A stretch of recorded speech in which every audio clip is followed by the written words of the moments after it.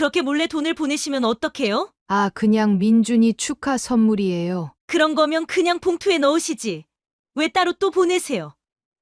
저희를 무시하시는 건가요? 어머니, 장모님이 그냥 좋은 마음으로 하신 거예요. 좋은 마음? 우리 앞에서는 봉투 하나 주고, 뒤에서는 또 돈을 보내고, 이게 무슨 의도예요?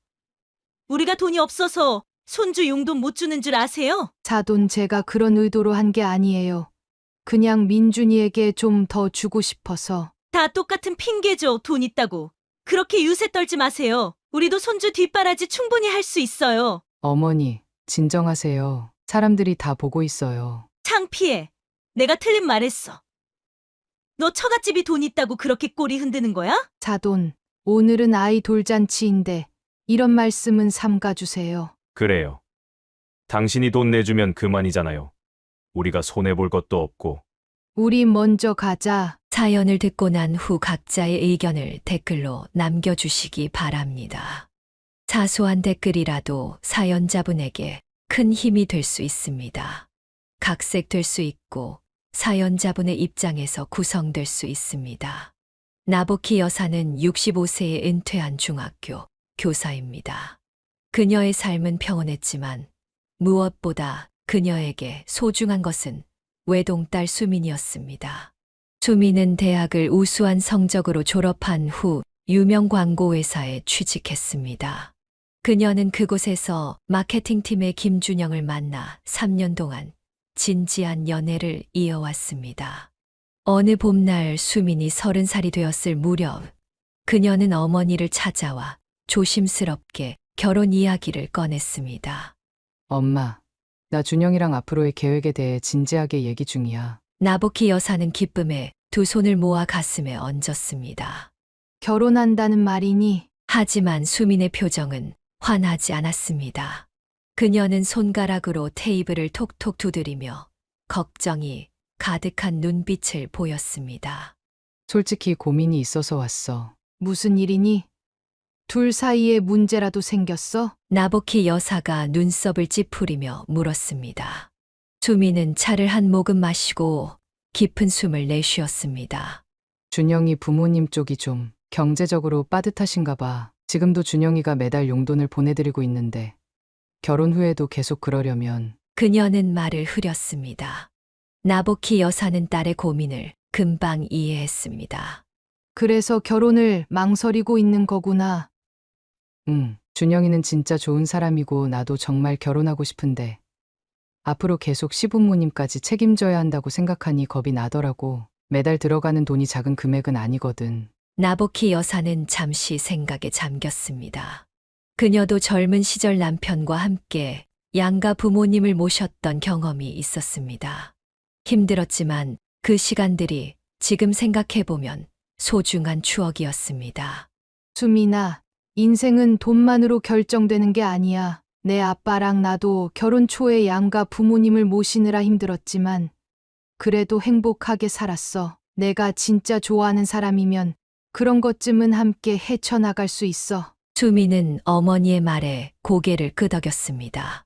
그녀의 눈에 희망의 빛이 돌아왔습니다. 사실 나도 그렇게 생각하고 있었어. 준영이만한 사람을 또 만나기 힘들 것 같거든. 그날 저녁 나보키 여사의 남편이 퇴근하고 돌아왔을 때 세 사람은 함께 저녁을 먹으며 이 문제에 대해 이야기를 나눴습니다. 수민의 아버지는 듣고 나서 결단력 있게 제안했습니다. 우리가 신혼집은 마련해 줄게. 요즘은 부모가 도와주는 게 당연한 시대야. 그럼 너희는 그 돈으로 시부모님도 더 잘 모실 수 있지 않겠니? 수민은 놀란 눈으로 아버지를 바라보았습니다. 아빠, 정말요? 그렇게까지 해주실 필요는 없는데. 무슨 소리야. 너 결혼시키는 게 우리 기쁨인데 요즘 젊은이들 집 장만하기 얼마나 힘든지 뉴스에도 나오잖아. 나보키 여사는 남편의 결정에 미소를 지었습니다. 그녀도 같은 생각이었습니다. 내 행복이 우리에겐 제일 중요해. 준영이도 정말 괜찮은 청년이니 우리가 도울 수 있는 건 기꺼이 돕고 싶어. 그 말을 들은 수민의 얼굴에 안도감이 번졌습니다. 그날 밤 수민은 준영에게 부모님의 결정을 전했고 곧 준영에게서 감사 인사 전화가 왔습니다. 장인어른, 정말 감사합니다. 제가 평생 수민이 행복하게 해드리겠습니다. 부모님께도 잘할게요. 그의 목소리는 감격으로 떨리고 있었습니다. 나보키 여사와 남편은 서로를 바라보며 따뜻한 미소를 교환했습니다. 그렇게 수민과 준영의 결혼 준비가 본격적으로 시작되었고, 나보키 여사는 처음 만날 사돈을 생각하며 설렘과 기대를 품었습니다. 결혼식이 끝난 후 나보키 여사와 그녀의 남편은 신혼부부에게 최대한 도움을 주기로 마음먹었습니다. 그들은 자신들의 유일한 딸이 새 출발을 하는데 어떤 형태로든 지원하고 싶었습니다. 결혼 준비 과정에서부터 그들은 사돈의 의견에 귀 기울이며 존중하는 자세를 보였습니다. 우리가 너무 고집 부리면 안 돼. 첫 시작부터 서로 기분 상하면 앞으로 어떻게 지내겠어? 나보키 여사는 남편에게 이렇게 조언했고, 그는 고개를 끄덕이며 동의했습니다. 내 말이 맞아. 사돈이 원하는 대로 해주는 게 좋겠지. 어차피 우리는 딸 하나뿐이니까 최대한 많이 지원해주고 싶은 마음이야. 결혼식은 양가의 화합 속에 성대하게 치러졌고, 준영이 회사에서 승진할 때마다 나보키 여사는 특별한 선물을 준비했습니다. 수민아, 이번에 준영이 승진했다며? 축하한다고. 이거 좀 전해줘. 나보키 여사는 봉투에 넣은 현금을 건네며 미소를 지었습니다. 엄마, 이러실 필요 없어요. 준영이가 부담스러워해요. 무슨 소리야? 사위가 승진했는데 축하도 못해? 우리가 할 수 있는 거라곤 이런 것밖에 없잖니. 수미는 어머니의 마음을 알기에 더 이상 거절하지 않았습니다. 명절이나 생일, 결혼 기념일 같은 특별한 날에도 나보키 여사 부부는 항상 넉넉한 용돈을 보냈습니다. 그들에게는 딸 부부의 행복이 최우선이었습니다. 준영의 경력이 안정되고 2년이 지났을 무렵 수민과 준영은 이사를 고민하기 시작했습니다. 부동산 가격이 천정부지로 오르는 상황이라 쉽지 않은 결정이었습니다. 어느 날 저녁 수민이 친정을 방문했을 때였습니다. 요즘 집 알아보고 있어요. 근데 서울은 너무 비싸서 어려울 것 같아요. 나보키 여사가 물었습니다. 어디 괜찮은데 없니? 너희가 원하는 지역은 어디야? 강남은 무리고요. 서울 외곽이나 경기도 쪽 알아보고 있어요. 나보키 여사와 남편은 서로 눈빛을 교환했습니다. 그들은 이미 이런 상황을 예상하고 준비해 두었습니다. 너희가 마음에 드는 집 있으면 말해. 우리가 좀 보태줄게. 수미는 놀랐습니다. 아니에요. 이미 결혼할 때 너무 많이 도와주셨는데. 나보키 여사의 남편이 단호하게 말했습니다. 이건 우리가 하고 싶어서 하는 거야. 너희 나이에 집 한 채 장만하는 게 얼마나 어려운지 우린 잘 알아. 대출금 상환하느라 허리 휘는 꼴 보고 싶지 않다. 결국 수민과 준영은 서울 동쪽 변두리에 있는 작은 아파트를 알아보게 되었고, 나보키 여사 부부는 대출금의 상당 부분을 지원해 주기로 결정했습니다. 덕분에 젊은 부부는 금융 부담을 크게 줄일 수 있었습니다. 장인어른, 장모님, 정말 감사합니다. 이렇게까지 해주시다니. 준영은 진심으로 감사의 마음을 표했습니다. 뭘 이런 걸 가지고 그래. 우리 딸 행복하게 해주는 게 더 고맙지. 나보키 여사는 환하게 웃으며 대답했습니다. 시간이 흐르면서 나보키 여사 부부는 크고 작은 일에 계속해서 도움을 주었습니다. 수민이 출산 준비를 할 때도 아이를 위한 육아용품을 사느라 분주했습니다. 그들에게는 딸 가족의 행복이 곧 자신들의 행복이었습니다. 어느 날 수민으로부터 시어머니의 환갑 소식을 들었습니다. 다음 달에 어머님 환갑이세요. 뭐 좋은 선물이 없을까 고민 중이에요. 나보키 여사는 잠시 생각하더니 제안했습니다. 요즘은 뭐니 해도 현금이 제일 실용적이라던데 내가 주변에 물어봤더니 고급 상품권이나 현금을 선물하는 게 제일 낫대. 그런가요? 그럼 그렇게 해볼게요. 내가 봉투에 축하금 좀 보탤게. 사돈께 잘 전해드려. 수미는 어머니의 배려에 감사했습니다. 그녀는 어머니가 얼마나 자신의 결혼 생활이 순탄하기를 바라는지 잘 알고 있었습니다. 환갑 당일 준영의 어머니는 나복희 여사가 보낸 봉투를 받고 감동했다고 합니다. 이런 정성과 배려가 처음에는 양가의 관계를 더 돈독하게 만드는 것처럼 보였습니다. 나복희 여사의 선물을 받고 몇 개월이 지난 후 수미는 점점 긴장된 표정으로 친정을 방문하는 일이 잦아졌습니다. 그녀는 커피잔을 손에 들고 한참을 망설이다 입을 열었습니다. 다음 달에 어머님 환갑 기념으로 가족 여행을 간대요. 나복희 여사는 흥미롭다는 듯 고개를 끄덕였습니다. 그래? 어디로 가기로 했어? 수미는 침을 꿀꺽 삼키며 대답했습니다. 하와이요. 어머님이 평생 한번 가보고 싶으셨대요. 하와이라고? 좋은 곳이지 잘 다녀오렴. 그게 문제는 비용이에요. 어머님이 고급 리조트를 원하셔서 예약했는데 네 사람 일주일 비용이 거의 1,000만 원에 가까워요. 나복희 여사는 놀란 표정을 감추지 못했습니다. 수민의 표정이 더욱 어두워졌습니다. 준영이가 부모님 모시고 가는 비용을 전부 부담하게 됐어요. 아버님도 퇴직하셔서 경제적 여유가 없으시거든요. 이수민은 한숨을 쉬며 계속했습니다. 사실 준영이는 국내 여행을 제안했었어요. 하지만 어머님이 평생에 한 번 있는 환갑인데 구차하게 왜 그러냐고 하셔서. 나복희 여사는 침착하게 말했습니다. 그래. 어르신들 소원이니 한 번쯤은 들어드리는 게 좋지. 너무 스트레스 받지 마. 문제는 우리가 지금 적금 들고 있던 돈을 거의 다 써야 한다는 거예요. 아이 가질 계획도 있었는데 육아 자금으로 모아둔 돈을 쓰게 됐어요. 준영은 집에서 수민과 이 문제로 날마다 고민했습니다. 어느 날 저녁 그는 용기를 내어 시어머니에게 전화를 걸었습니다. 어머니, 하와이 말고 제주도는 어떠세요? 거기도 정말 멋진 호텔이 많아요. 전화 너머로 들려오는 목소리는 냉랭했습니다. 왜 갑자기 그런 소리를 해? 이미 예약금도 냈다며. 네. 그런데 요즘 회사 사정도 좀 어렵고 수민이와 앞으로 아이도 가질 계획이라. 그럼 내 환갑은 안 중요하다는 거니? 평생 한 번 있는 일인데. 결국 준영은 어머니를 설득하지 못했고 수민에게 미안한 마음으로 돌아왔습니다. 어떻게 됐어? 수민이 기대에 찬 눈으로 물었습니다. 잘 안 됐어. 어머니가 고집을 꺾지 않으셔. 예약금 얘기까지 나오니까 더 말을 못했어. 수민은 실망감을 감추지 못했지만 곧 마음을 정리했습니다. 괜찮아. 어차피 한 번뿐인 환갑이니까 잘 모시고 다녀오자. 하지만 이 결정은 곧 가족 내 갈등으로 번졌습니다. 준영의 아버지가 여행 계획을 알게 되자 강하게 반대했기 때문입니다. 무슨 미친 짓이야? 그런 호화로운 여행 갈 형편이 안 되잖아. 준영의 어머니는 이에 발끈했습니다. 당신은 왜 항상 내 일에 찬물을 끼얹어?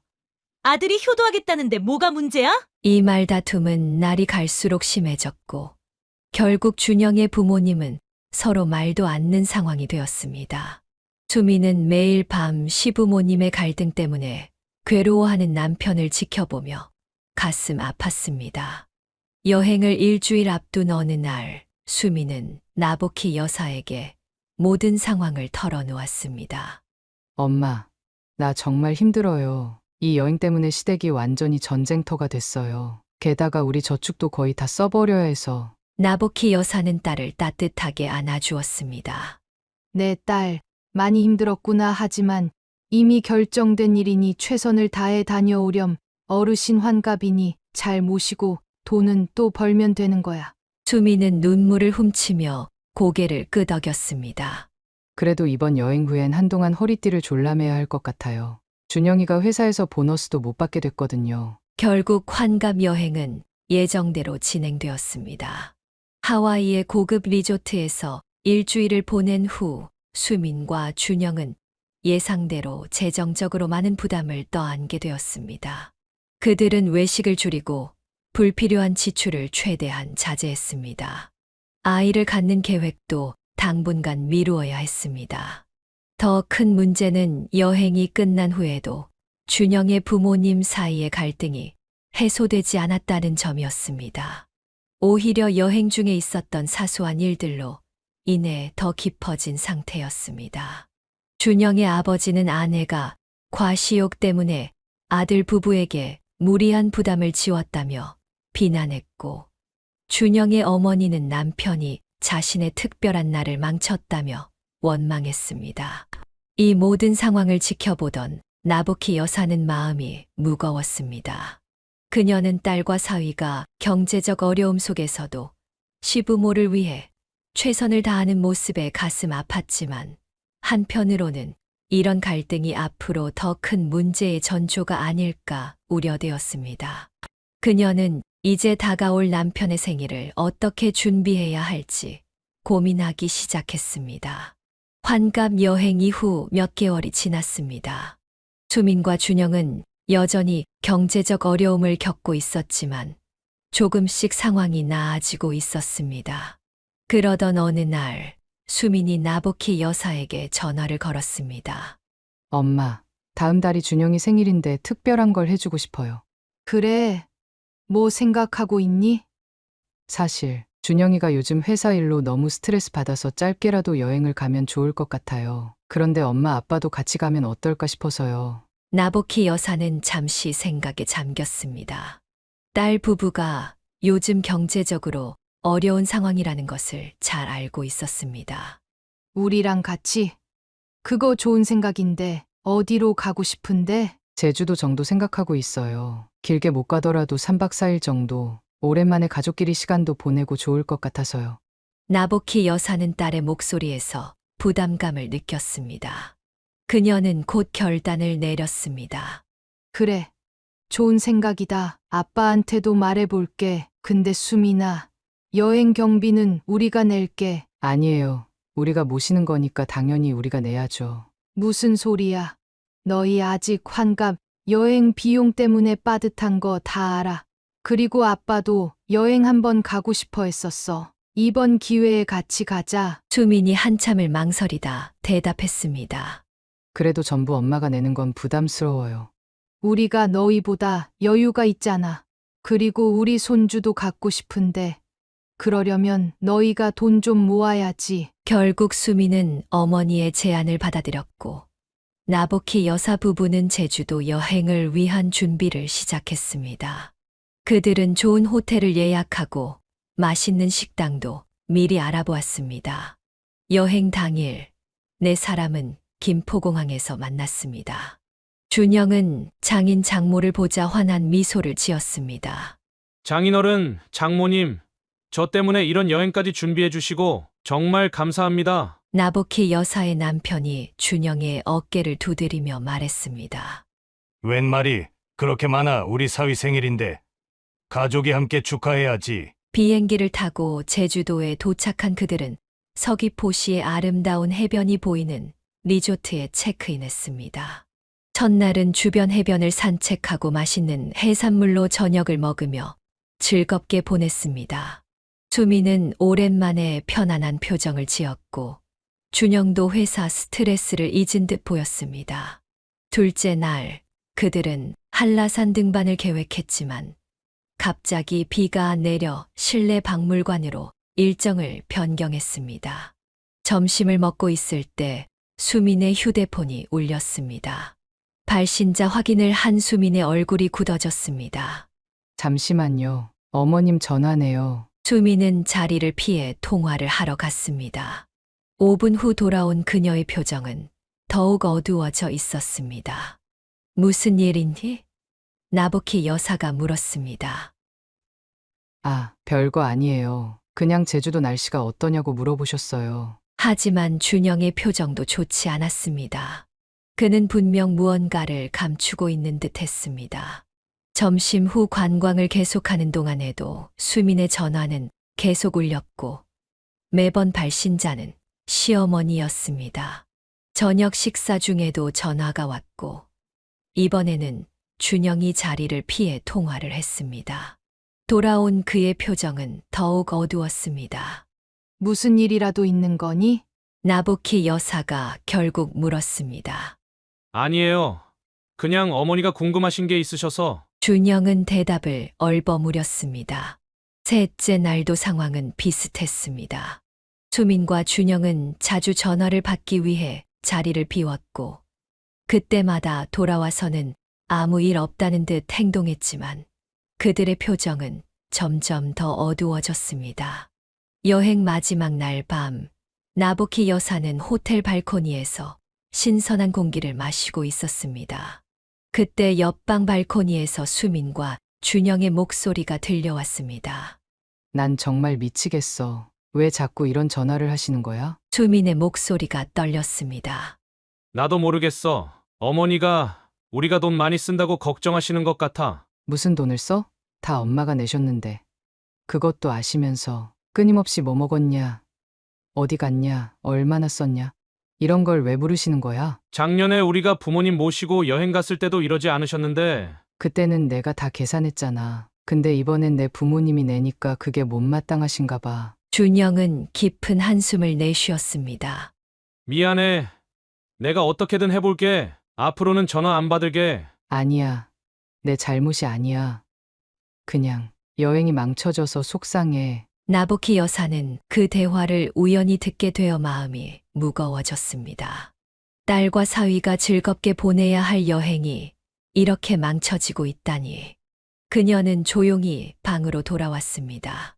다음 날 아침 체크아웃을 하고 공항으로 향하는 택시 안에서 나보키 여사는 남편과 눈빛을 교환했습니다. 그는 이미 아내의 생각을 읽은 듯 했습니다. 수민아, 준영아, 이번 여행 어땠어? 나보키 여사가 조심스럽게 물었습니다. 정말 좋았어요. 엄마, 오랜만에 편안하게 쉬었어요. 수민이 억지 미소를 지으며 대답했습니다. 나보키 여사는 더 이상 묻지 않았습니다. 하지만 그녀의 마음속에는 불안감이 자리 잡았습니다. 왜 사돈이 이렇게 간섭하는 것일까? 단순한 걱정을 넘어서 뭔가 더 깊은 문제가 있는 것은 아닐까? 그녀는 앞으로 딸의 결혼 생활이 순탄하지 않을 수도 있다는 예감에 가슴이 무거워졌습니다. 제주도 여행에서 돌아온 지 2달 후 수미는 뜻밖의 소식을 가지고 친정을 방문했습니다. 그녀의 얼굴에는 오랜만에 환한 미소가 번져 있었습니다. 엄마, 아빠, 저 좋은 소식이 있어요. 나보키 여사가 기대에 찬 눈으로 딸을 바라보았습니다. 설마 임신한 거니? 수미는 수줍게 고개를 끄덕였습니다. 맞아요. 병원에서 확인받았어요. 이제 8주 정도 됐대요. 나보키 여사는 기쁨에 가슴이 벅차올랐습니다. 그녀는 남편과 함께 딸을 꼭 안아주었습니다. 축하한다. 우리 딸, 정말 기쁜 소식이구나. 준영이는 알아. 수민의 아버지가 물었습니다. 네, 어제 말했어요. 너무 좋아하더라고요. 바로 시부모님께도 전화드렸고요. 나보키 여사는 잠시 표정이 굳었지만 곧 미소를 되찾았습니다. 시부모님도 많이 기뻐하시겠네. 네, 그런데 어머님이 걱정을 많이 하세요. 임신 중에 조심할 점, 먹으면 안 되는 음식 같은 거요. 벌써 내일 집에 오신대요. 나보키 여사는 그저 미소를 지을 뿐이었습니다. 첫 손주의 소식에 기쁨이 컸지만 한편으로는 걱정이 되기도 했습니다. 임신 기간 동안 수미는 시어머니의 과도한 간섭으로 스트레스를 받았습니다. 식단부터 생활 패턴까지 모든 것을 지적받았고 심지어 친정에 다녀오는 것도 태아에게 좋지 않다며 제안하려 했습니다. 하지만 수미는 최대한 참고 견디며 뱃속 아이를 위해 좋은 마음가짐을 유지하려 노력했습니다. 10개월의 기다림 끝에 수미는 건강한 사내 아이를 출산했습니다. 나보키 여사와 남편은 기쁨에 들떠 산부인과 병원을 찾았습니다. 그들은 귀여운 옷가지와 아기 용품이 가득 담긴 선물 바구니를 준비해 갔습니다. 여보, 우리 손자 보러 가는 거야. 너무 설레네. 그래. 기대된다. 우리 수민이도 얼마나 힘들었을까? 병원 산후조리실에 도착한 그들은 이미 그곳에 와 있는 사람들을 발견하고 걸음을 멈췄습니다. 준영의 부모가 먼저 와 있었던 것입니다. 나보키 여사가 공손히 인사했습니다. 사돈은 대답 대신 나보키 부부의 손에 들린 선물을 힐끔 쳐다보았습니다. 저런, 뭘 그렇게 많이 사오셨어요? 저희는 손주 얼굴이나 보러 왔는데 이렇게 비교되니 민망하네요. 빈정거리는 말투에 나보키 여사는 당황했습니다. 그녀는 미소를 지으며 대답했습니다. 아이고, 무슨 말씀이세요? 그냥 필요할 것 같은 것들 조금 준비했을 뿐이에요. 준영아, 이것 좀 받아서 정리해라. 내 처가에서 선물이 왔다. 사돈이 준영을 불렀습니다. 준영은 미안한 표정으로 다가와 선물을 받았습니다. 감사합니다. 장인어른 장모님, 뭘 이런 걸 가지고 그래. 손주가 태어났는데 기쁜 마음의 작은 선물이지. 사돈이 다시 끼어들었습니다. 준영아, 처갓집이 넉넉하니 좋겠다. 뭐든 다 해주시는 장인어른 장모님 모시고 대일사위로 들어가지 그래? 어머니, 그게 무슨 말씀이세요? 장인어른 장모님께서 그저 기쁜 마음에 준비하신 건데, 준영의 얼굴이 붉어졌고 그는 어머니를 말리려 했습니다. 하지만 사돈은 아랑곳하지 않았습니다. 병실로 들어가자 수민이 아기를 안고 있었습니다. 그녀의 얼굴은 피곤해 보였지만 눈빛은 행복으로 가득 차 있었습니다. 엄마, 아빠, 와주셔서 고마워요. 우리 민준이 예쁘죠? 나보키 여사는 감격스러운 마음으로 손주를 바라보았습니다. 정말 예쁘구나. 우리 손자가. 수민이 조심스럽게 말을 꺼냈습니다. 엄마, 제가 퇴원하고 나면 저 좀 도와주실 수 있으세요? 산후조리랑 아기 돌보는 거요. 당연하지. 내가 매일은 아니더라도 자주 가서 도와줄게. 그 말을 들은 사돈이 불쑥 끼어들었습니다. 그건 좀 곤란할 것 같은데요. 산후조리는 시어머니가 해주는 게 당연한 거 아닌가요? 제가 할게요. 아, 네. 그렇지만 친정 엄마도 함께 도와주면 좋을 것 같아서요. 수민이 조심스럽게 대답했습니다. 장모님이 오시면 우리 준영이가 불편해할 텐데요. 그리고 아이 면역력도 약하니 너무 많은 사람이 드나드는 건 좋지 않잖아요. 나보키 여사는 당황했지만 딸의 눈치를 보며 대답했습니다.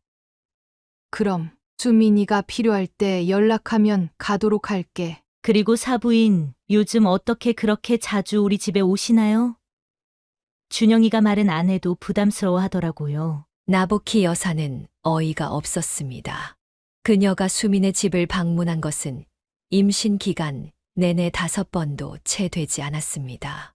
제가 언제 자주 갔다는 건지 임신 초기에 1번, 중기에 2번, 그리고 출산 전에 1번 정도. 그래도 너무 자주 오시는 것 같아요. 신혼부부인데 사생활도 있잖아요. 준영이 급히 끼어들었습니다. 어머니, 그만하세요. 장모님이 오신 적이 거의 없으세요. 오히려 제가 더 뵙고 싶었는데, 너는 좀 조용히 해. 내가 며느리 걱정해서 하는 말이야. 병실의 공기가 차갑게 얼어붙었습니다. 나보키 여사는 이 상황이 불편했지만 딸과 손주를 위해 참기로 했습니다. 괜찮아요. 저는 수민이가 필요할 때만 가도록 할게요. 아이 건강이 제일 중요하니까요. 사돈은 승리의 미소를 지었습니다. 나보키 여사는 마지못해 손주를 한 번 더 바라보고 병실을 나왔습니다. 그녀의 마음은 무거웠습니다. 딸이 이런 시어머니 밑에서 어떻게 지낼지 걱정되었기 때문입니다. 결국 수미는 산후조리원에서 퇴원한 후 시어머니의 도움을 받아 산후조리를 했고, 나보키 여사는 대신 산후조리사를 고용하는 비용을 지원했습니다. 그녀는 직접 딸을 돕고 싶었지만 더 큰 갈등이 생기는 것을 원치 않았기 때문입니다. 수민아, 너무 미안해. 엄마가 직접 도와주지 못해서. 괜찮아요. 엄마, 이해해요. 어머님도 나름대로 최선을 다하고 계세요. 수민의 말투에서 지친 기색이 역력했지만 그녀는 꿋꿋이 견디고 있었습니다. 나보키 여사는 딸이 자신보다 현명하다는 생각에 가슴이 아팠습니다. 앞으로 수민이 어떤 어려움을 더 겪게 될지 그녀는 걱정되었습니다. 민준이가 태어난 지 열흘 후 수민은 산후조리원에서 퇴원하여 집으로 돌아왔습니다. 그녀는 출산의 고통과 피로로 몸이 여전히 회복 중이었지만 아기를 바라볼 때면 모든 것이 잊혀질 만큼 행복했습니다. 퇴원 전날 그녀는 어머니에게 전화를 걸었습니다. 엄마, 내일 집에 가요. 좀 무섭기도 하고 떨리기도 해요. 나보키 여사는 딸의 목소리에서 불안감을 느꼈습니다. 그럴 수 있지. 첫 아기니까 엄마가 도와줄게. 내일 가서 미역국도 끓여주고 집안일도 좀 도와줄게. 수미는 잠시 망설이다 대답했습니다. 그게 어머님이 이미 오신대요. 오늘부터 우리 집에 계시면서 산후조리를 도와주신다고. 나보키 여사는 잠시 말을 잃었습니다. 그녀는 자신이 딸의 산후조리를 돕는 것이 당연하다고 생각했었습니다. 아, 그러시구나. 시어머니가 도와주시니 든든하겠네. 죄송해요. 엄마, 제가 먼저 엄마한테 부탁했어야 했는데. 괜찮아. 이해해. 시어머니도 손주가 보고 싶으시니까. 통화가 끝난 후 나보키 여사는 오랫동안 생각에 잠겼습니다. 자신이 딸의 산후조리를 도울 수 없다는 사실이 서운했지만 사돈과의 불필요한 갈등을 만들고 싶지는 않았습니다. 퇴원 이틀 후 수민에게서 다시 전화가 왔습니다. 그녀의 목소리는 지쳐 있었습니다. 엄마, 혹시 시간 되세요? 좀 와주실 수 있어요? 왜? 무슨 일 있니? 어머님이 아기 목욕도 안 시켜주시고 미역국도 간이 넘으세요. 그런데 제가 뭐라고 하면 기분 나빠하셔서 게다가 집안일도 안 도와주시고 그냥 아기만 안고 계세요. 나보키 여사는 딸이 힘들어하는 것이 가슴 아팠습니다. 그래. 내가 지금 갈게. 아기 목욕도 시켜주고 집안일도 도와줄게. 고마워요, 엄마. 나보키 여사는 서둘러 딸의 집으로 향했습니다. 그러나 도착했을 때 그녀를 맞이한 것은 사돈의 냉랭한 표정이었습니다.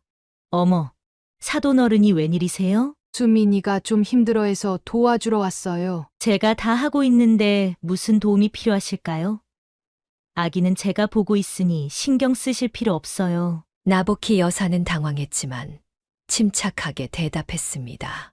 산모 몸조리도 중요하니까 제가 미역국도 좀 끓이고 집안일도 도울게요. 수민이 안방에서 나와 반가운 표정으로 어머니를 맞이했습니다. 엄마, 와줘서 고마워요. 나보키 여사는 바로 부엌으로 향해 미역국을 새로 끓이기 시작했습니다. 그녀는 수민이 좋아하는 방식으로 간을 맞추었습니다. 그러나 사돈은 계속해서 그녀의 행동을 지켜보며 비꼬는 말을 던졌습니다. 요리를 참 잘하시네요. 우리 며느리가 사돈 음식만 찾는 것도 이해가 가요. 아니에요. 그저 수민이가 좋아하는 맛이 어떤 건지 알고 있을 뿐이에요. 이렇게 미역국을 끓인 후 나보키 여사는 아기 목욕을 도우려 했습니다. 그러나 사돈이 단호하게 저지했습니다. 그건 제가 할게요. 아기는 면역력이 약해서 많은 사람이 만지면 안 돼요. 하지만 저는 손을 깨끗이 씻었고 죄송하지만 저희 집 규칙이에요. 아기는 할머니인 제가 돌볼게요. 수미는 마음이 아팠지만 갈등을 피하기 위해 입을 다물었습니다. 나보키 여사도 더 이상 고집을 부리지 않았습니다. 그날 저녁 준영이 퇴근하고 돌아왔을 때 집안의 분위기는 차갑게 얼어 있었습니다. 그는 상황을 직감하고 나보키 여사에게 미안한 듯 말했습니다. 장모님, 오늘 와주셔서 감사합니다. 수민이가 많이 편안해 보여요. 사돈이 곧바로 끼어들었습니다. 준영아, 장모님이 오시면 내가 불편하지 않니? 집이 좁은데 사람이 너무 많으면 전혀 불편하지 않아요, 어머니. 오히려 장모님이 와주셔서 수민이에게 큰 도움이 됐어요. 나보키 여사는 이 상황이 더 악화되기 전에 물러나기로 했습니다. 저는 이제 돌아가 볼게요. 수민아, 필요한 거 있으면 언제든 전화해. 집으로 돌아온 나보키 여사는 남편에게 오늘 있었던 일을 털어놓았습니다. 아무리 생각해도 이해가 안 돼. 왜 저렇게까지 나를 멀리하려고 하는 걸까? 사돈도 나름대로 걱정이 있겠지. 우리가 경제적으로 도움을 많이 주다 보니 상대적으로 위축감을 느끼는 건 아닐까? 그래도 이건 아니지. 외할머니가 손주도 못 안아보게 하다니. 다음 날 수민에게서 다시 연락이 왔습니다. 엄마, 어제 일은 정말 죄송해요. 괜찮아. 이해해. 시어머니도 손주가 귀여우니까 그러시는 거야. 근데 저희 정말 힘들어요. 어머님이 계속 아기만 독차지하시고 저는 쉬지도 못하게 이것저것 시키세요. 준영이도 매일 잔소리 들어서 스트레스 받고 나보키 여사는 한참을 생각한 끝에 제안했습니다. 그럼 이렇게 하자. 내가 직접 가진 못하더라도 산후조리 도우미를 쓰는 비용을 내줄게. 전문가가 오면 시어머니도 뭐라 하진 않으실 거야. 정말요? 그게 가능할까요? 당연하지. 우리 딸 건강이 제일 중요하니까. 그렇게 나보키 여사는 전문 산후조리 도우미를 고용하는 비용을 지원했습니다. 도우미는 매일 4시간씩 와서 집안일과 아기 돌보기를 도왔습니다. 사도는 처음에는 불만스러워했지만 전문가의 조언을 무시할 수는 없었습니다. 시간이 흐르면서 수민의 몸은 점차 회복되었고 아기도 건강하게 자랐습니다. 나보키 여사는 매주 한 번씩 전화로 딸의 안부를 물었지만 직접 방문하는 것은 자제했습니다. 그녀는 딸과 사위의 정신 건강을 위해 적절한 거리를 유지하는 것이 최선이라고 생각했습니다.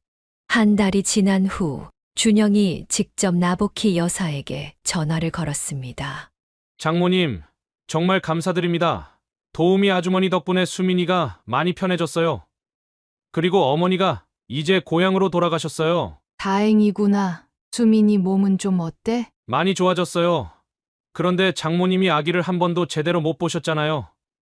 이번 주말에 저희 집에 와주시면 안 될까요? 나보키 여사의 눈에 눈물이 고였습니다. 그래. 꼭 갈게. 고맙다. 준영아. 그녀는 사위가 이렇게 배려심 깊은 사람이라는 것에 감사했습니다. 비록 사돈과의 관계는 여전히 어려웠지만 적어도 딸과 사위가 자신의 편이라는 사실이 위로가 되었습니다. 그리고 무엇보다 곧 사랑하는 외손자를 품에 안을 수 있다는 생각에 가슴이 벅차올랐습니다. 시간은 눈 깜짝할 사이에 흘러갔습니다. 어느덧 민준이가 태어난 지 1년이 되어 돌을 맞이하게 되었습니다. 수미는 아이의 첫 번째 생일을 어떻게 축하할지 고민하다가 나보키 여사에게 조언을 구했습니다. 엄마, 민준이 돌잔치 어떻게 하면 좋을까요? 요즘은 스튜디오에서 사진 찍고 가족끼리 조용히 식사하는 추세라던데. 나보키 여사는 딸의 의견을 존중하고 싶었습니다. 너희가 편한 대로 하면 돼. 큰 자리 갖기보다 의미 있게 보내는 게 중요하지. 수미는 잠시 고민하다 말했습니다. 사실 준영이 부모님이 호텔에서 돌잔치를 하자고 하시는데 우리는 좀 부담스러워요.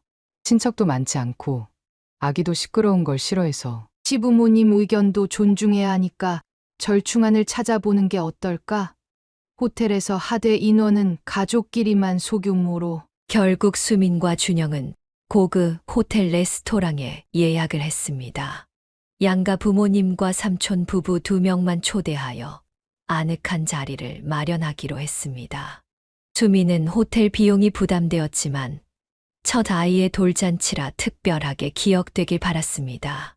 돌잔치 당일 나보키 여사와 남편은 정성껏 준비한 선물을 들고 호텔에 도착했습니다. 그들은 유일한 외손자의 첫 생일을 축하하는 마음의 봉투에 넉넉한 축하금을 담았습니다. 또한 금으로 된 작은 돌반지도 준비했습니다. 여보, 우리 외손자 돌이라 나도 모르게 설레네. 민준이 보면 또 얼마나 컸을지. 그러게 말이야. 벌써 1년이라니. 참 빠르다. 호텔 로비에 들어서자 수민과 준영이 민준이를 안고 기다리고 있었습니다. 민준이는 돌잔치를 위해 특별히 맞춘 전통 한복을 입고 있었는데 그 모습이 너무나 귀여웠습니다. 와, 우리 손주 정말 장해졌네. 그새 또 컸구나. 나보키 여사가 민준이를 안으려 했지만 아이는 낯설어하며 엄마에게 더 안겼습니다. 괜찮아요.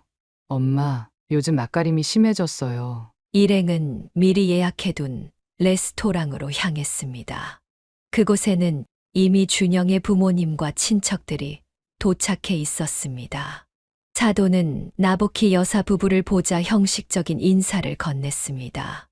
오셨군요. 날씨가 흐린데 오시느라 고생하셨겠네요. 아니에요. 손주 돌인데 무슨 고생겠어요. 잘 지내셨어요? 레스토랑은 고급스러운 분위기였습니다. 테이블 위에는 정성스럽게 세팅된 코스 요리가 준비되어 있었고, 한쪽에는 돌잡이, 물건들과 떡 케이크가 놓여 있었습니다. 수민과 준영이 많은 공을 들인 것이 느껴졌습니다. 자리가 정말 근사하네, 수민아. 준비하느라 고생 많았지? 괜찮아요. 민준이 첫 돌이니까 특별하게 해주고 싶었어요. 식사가 시작되고 첫 번째 코스가 나왔습니다. 모두 음식을 즐기며 담소를 나누었습니다. 그때 레스토랑 직원이 다가와 와인 주문을 받겠다고 했습니다. 어떤 와인을 드시겠습니까? 준영이 답하려는 찰나 그의 어머니가 먼저 입을 열었습니다. 저기 저 빈티지 와인 있죠? 그거 한 병 주세요. 준영은 당황한 기색이 역력했습니다. 그녀가 가리킨 와인은 병당 50만 원이 넘는 고가의 와인이었기 때문입니다. 어머니, 그건 좀. 에이, 내 아들 첫 돌인데 뭘 아까워해. 인생에 이런 날이 몇 번이나 있다고. 나보키 여사는 사돈의 행동이 의아했습니다. 불과 몇 달 전까지만 해도 아들 돈을 함부로 쓴다며 불평하던 사람이 갑자기 고가의 와인을 주문하는 것이 이해되지 않았습니다. 하지만 자리의 분위기를 위해 아무 말도 하지 않았습니다. 결국 비싼 와인이 테이블에 놓였고 준영의 아버지가 건배를 제안했습니다. 우리 손주 민준이의 건강과 행복을 위해 건배합시다. 모두 잔을 들어 축하의 건배를 했습니다. 식사는 계속되었고 마침내 돌잡이 세리머니 시간이 되었습니다.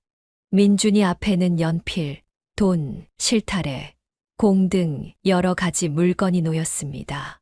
민준아, 맘에 드는 거 하나 골라봐. 돌잡이 세리머니와 케이크 커팅이 끝나고 식사도 마무리 단계에 접어들었습니다. 나보키 여사는 슬며시 휴대폰을 꺼내 준영의 계좌로 추가 축하금을 이체했습니다. 봉투에 넣은 것과는 별도로 민준이의 첫 돌을 더 특별하게 축하하고 싶었기 때문입니다. 여보, 나 민준이 용돈 좀 더 보냈어. 그래. 잘했어.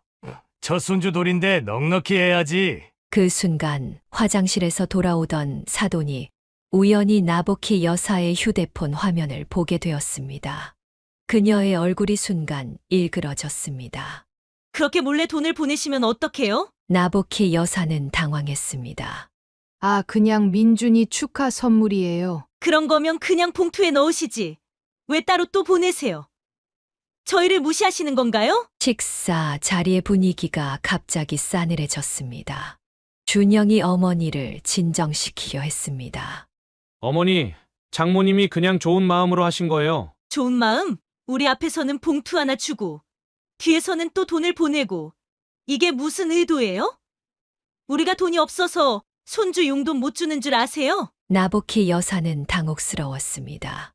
그녀는 단지 외손자를 위한 마음에서 한 행동이었는데 이렇게 오해를 받게 될 줄은 몰랐습니다.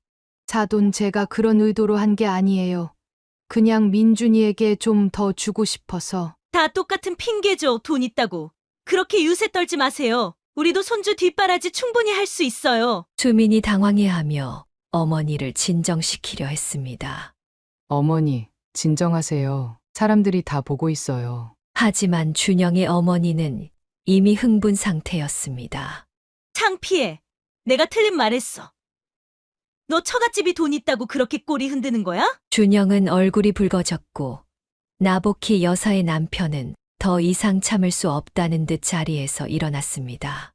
사돈, 오늘은 아이 돌잔치인데 이런 말씀은 삼가주세요. 그래요. 당신이 돈 내주면 그만이잖아요. 우리가 손해볼 것도 없고. 식당 안의 공기가 얼어붙었습니다. 손님들은 불편한 기색으로 서로 눈치를 보았고 민준이는 분위기를 느꼈는지 울음을 터뜨렸습니다. 수미는 아이를 안고 자리를 피했고 준영은 난처한 표정으로 서 있었습니다. 나보키 여사는 더 이상 이 자리에 있고 싶지 않았습니다. 그녀는 조용히 남편의 손을 잡고 일어섰습니다. 우리 먼저 가자. 돌잔치는 이렇게 파국으로 끝났습니다. 나보키 여사와 남편은 무거운 마음으로 호텔을 나왔고 뒤에서는 여전히 사돈의 목소리가 들려오고 있었습니다. 그들은 택시를 타고 집으로 돌아가는 내내 말이 없었습니다. 오직 딸과 손주의 앞날에 대한 걱정만이 그들의 마음을 무겁게 짓누르고 있었습니다. 돌잔치 사건 이후 며칠 동안 나보키 여사는 마음이 무거웠습니다. 그녀는 딸에게 전화를 걸어보고 싶었지만 상황을 더 악화시킬까봐 주저하고 있었습니다. 결국 참지 못하고 수민에게 문자를 보냈습니다. 수민아, 괜찮니? 걱정되어서 연락해. 민준이는 잘 지내? 한참 후에야 수민의 답장이 왔습니다.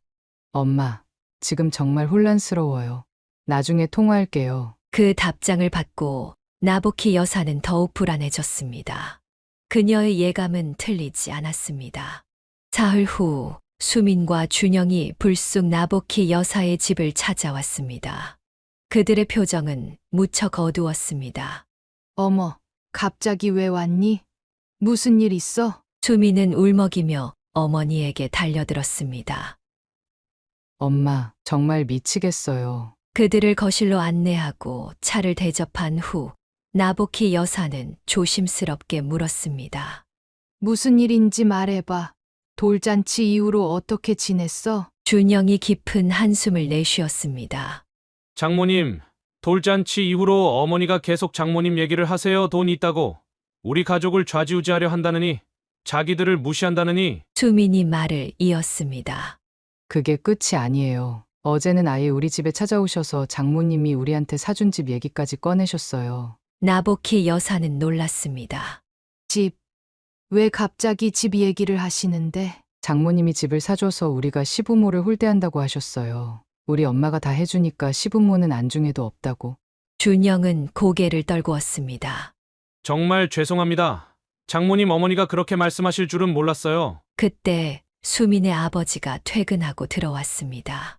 그는 거실의 분위기를 보고 곧바로 상황을 파악했습니다. 무슨 일이냐? 또 사돈이 문제를 일으켰나? 수민이 아버지에게도 상황을 설명했습니다. 수민의 아버지는 분노를 참지 못하고 벌떡 일어났습니다. 이건 정말 참을 수 없군. 돈 얘기를 꺼내는 것도 모자라 이제는 집까지. 도대체 뭘 바라는 거야? 나보키 여사가 남편을 진정시키려 했지만 그는 이미 화가 단단히 났습니다. 여보, 진정해. 일단 자세한 얘기를 더 들어보자. 준영이 조심스럽게 말을 이었습니다. 저도 어머니에게 왜 그러시냐고 물었어요. 그랬더니 어머니가 갑자기 저희 집이 마음에 안 든다고 하시더라고요. 장모님이 사주셨기 때문에 거기서 사는 게 불편하다고. 그게 무슨 말도 안 되는 소리야? 수민의 아버지가 소리쳤습니다. 그게 다가 아니에요. 수민이 떨리는 목소리로 말을 이었습니다. 어머니께서 아예 우리 결혼을 후회한다고까지 말씀하셨어요. 처가가 돈이 있어서 준영이를 꼬셨다고, 하나뿐인 아들을 빼앗아 갔다고. 나보키 여사는 그 말을 듣고 가슴이 철렁 내려앉았습니다. 그녀는 여러 감정이 뒤섞여 어떤 말을 해야 할지 몰랐습니다. 그래서 준영이는 뭐라고 했니? 저는 당연히 어머니를 말렸죠. 장모님이 저희를 위해 얼마나 많은 걸 해주셨는지. 그리고 그건 전부 좋은 마음에서 비롯된 거라고 설명했어요. 그랬더니 어머니가 더 화를 내셨어요. 수민이 말했습니다. 여태까지 남의 자식 키우는데 돈 쓴 적 없는데 왜 수민이네는 그렇게 해주냐면서 계속 시비를 걸으셨어요. 나보키 여사의 남편은 더 이상 참을 수 없다는 듯 벌떡 일어섰습니다. 이건 정말 말이 안 되는군. 우리가 딸과 사위를 도와주는 게 뭐가 문제라는 거야? 이제 와서 집 사준 것도 시비 거는 거야? 아빠, 진정하세요. 수민이 아버지의 팔을 잡았습니다. 어떻게 진정해? 이런 식으로 우리 딸 괴롭히는데? 나보키 여사도 화가 났지만 더 큰 갈등을 원치 않았습니다. 여보, 잠시만 냉정하게 생각해보자. 지금 화내봤자 상황만 악화될 뿐이야. 그때 갑자기 현관 초인종이 울렸습니다. 모두가 깜짝 놀라 쳐다보았습니다. 문을 열자 놀랍게도 사돈 부부가 서 있었습니다. 그들의 표정은 무척 험악했습니다. 우리 아들 이 집에 있죠? 나보키 여사는 당황했지만 침착하게 대답했습니다. 안에 있어요. 들어오세요. 사돈 부부가 거실로 들어오자 분위기는 더욱 팽팽해졌습니다. 준영은 부모님을 보고 당혹스러워했습니다. 어머니, 아버지, 어떻게 오셨어요? 너 데리러 왔지. 이제 그만 처가 눈치 보면서 살아라. 집으로 가자. 모두가 어리둥절한 표정으로 사돈을 바라보았습니다. 사돈은 나보키 여사와 남편을 향해 분노를 터뜨렸습니다. 이제 그만하세요. 돈 좀 있다고 사람을 이렇게 무시하면 안 됩니다. 나보키 여사의 남편이 벌떡 일어섰습니다. 무시! 누가 누굴 무시한다는 겁니까? 오히려 사돈께서 우리를 오해하고 계신 것 같은데요. 오해라니요. 집 사줬다고 우리 며느리가 시부모를 무시하게 만들고 용돈 주고 선물 사주고 그렇게 우리를 깔아뭉개려고 하시니 참을 수가 없네요. 수민이 울면서 말했습니다. 어머니, 제가 언제 시부모님을 무시했다는 거예요? 저는 항상 최선을 다해 공경했어요. 너는 가만 있어. 처가가 돈이 많으니까 시댁은 안중에도 없지. 상황이 점점 악화되고 있었습니다. 나보키 여사는 이 모든 갈등이 자신 때문에 일어난 것 같아 가슴이 아팠습니다. 사돈 저희는 정말 좋은 마음으로 수민이와 준영이를 도와준 것뿐이에요. 무시할 의도는 전혀 없었어요. 좋은 마음이요? 하나뿐인 우리 아들을 돈으로 꼬셔서 빼앗아 가놓고 그게 좋은 마음이라고요? 그 말에 나보키 여사의 남편은 더 이상 참을 수 없었습니다. 이제 알겠습니다. 사돈께서 그렇게 생각하신다면 우리는 더 이상 딸 부부를 지원하지 않겠습니다. 그러면 이런 오해도 없겠죠. 사돈은 승리감에 차서 웃었습니다. 그래요. 이제 와서 그런 말씀을 하시니 기분이 좀 낫네요. 그리고 집도 돌려받으세요. 우리 아들이 그 집에서 사는 게 불편해요. 모두가 놀란 표정을 지었습니다. 준영이 분노에 차서 일어섰습니다. 어머니, 도대체 무슨 말씀을 하시는 거예요? 그 집은 장인어른과 장모님이 우리를 위해 사주신 거예요. 그래. 그래서 내가 처가 눈치만 보잖아. 이제 그만. 준영은 잠시 침묵했다가 결단을 내린 듯 말했습니다. 알겠습니다. 어머니 말씀대로 하겠습니다. 장모님, 집을 다시 가져가세요. 저희는 다른 곳으로 이사하겠습니다. 수민이 놀라서 남편을 바라보았습니다. 준영아, 무슨 소리야? 미안해, 수민아. 하지만 이렇게는 더 이상 못 살겠어. 우리 힘으로 다시 시작하자. 나보키 여사와 남편은 충격을 받았습니다. 그들은 딸과 사위를 위해 최선을 다했는데 이런 결과를 맞게 될 줄은 몰랐습니다. 나보키 여사는 눈물을 참으며 말했습니다. 준영아, 그럴 필요 없어. 집은 너희 것이야. 하지만 준영은 결심한 듯 보였습니다. 죄송합니다. 장모님, 하지만 이게 최선인 것 같습니다. 사도는 기뻐하는 듯 했지만 수미는 충격에 빠진 채 울고 있었습니다. 나보키 여사와 남편은 서로를 바라보며 깊은 상처를 느꼈습니다. 그들은 이 상황이 어떻게 여기까지 오게 되었는지 이해할 수 없었습니다. 결국 사돈 부부는 준영을 데리고 자리를 떠났고 수미는 부모님 집에 남았습니다. 그날 밤 나보키 여사 가족은 깊은 슬픔 속에 잠겼습니다. 그들은 이 갈등이 앞으로 어떻게 전개될지 그리고 수민과 준영의 결혼 생활이 어떻게 될지 걱정했습니다. 갈등의 폭풍이 지나간 후 나보키 여사의 집에는 깊은 침묵만이 흘렀습니다. 수미는 친정에서 며칠을 보내며 마음을 추스리려 했지만 아이가 보고 싶어 결국 집으로 돌아갔습니다. 나보키 여사는 딸이 떠난 후에도 자주 연락하고 싶었지만 상황을 악화시킬까 두려워 전화기만 바라볼 뿐이었습니다. 여보, 우리가 너무 멀리 간 걸까? 나보키 여사가 남편에게 물었습니다. 뭐가 멀리 갔다는 거야? 우리는 그저 딸을 도우려고 한 것뿐인데 이렇게 오해받을 줄 누가 알았겠어. 나보키 여사는 창밖을 바라보며 한숨을 내쉬었습니다. 그래도 집에 대한 얘기까지 나왔으니 정말 돌려받아야 할까? 말도 안 돼. 그건 우리가 딸과 사위를 위해 준 선물이야. 사돈이 무슨 권리로 돌려받으라고 하는 건지 모르겠네. 이렇게 두 사람이 갈등하는 동안 수민과 준영의 집에서도 심각한 대화가 오가고 있었습니다. 준영은 자신의 결정을 바꾸지 않았고 수민은 이해할 수 없다는 표정으로 남편을 바라보았습니다. 준영아, 우리 정말 집을 포기해야 해? 이건 너무 큰 결정이야. 미안해, 수민아. 하지만 이 상황을 끝내려면 이게 최선인 것 같아. 어머니가 집 때문에 이렇게 괴롭히시는데 차라리 포기하고 새 출발하는 게 낫지 않을까? 수민은 눈물을 참으며 고개를 저었습니다. 그래도 우리 민준이를 위해서 엄마 아빠가 마련해주신 집인데 그냥 버리기엔 너무 아깝잖아. 준영은 침착하게 수민의 손을 잡았습니다.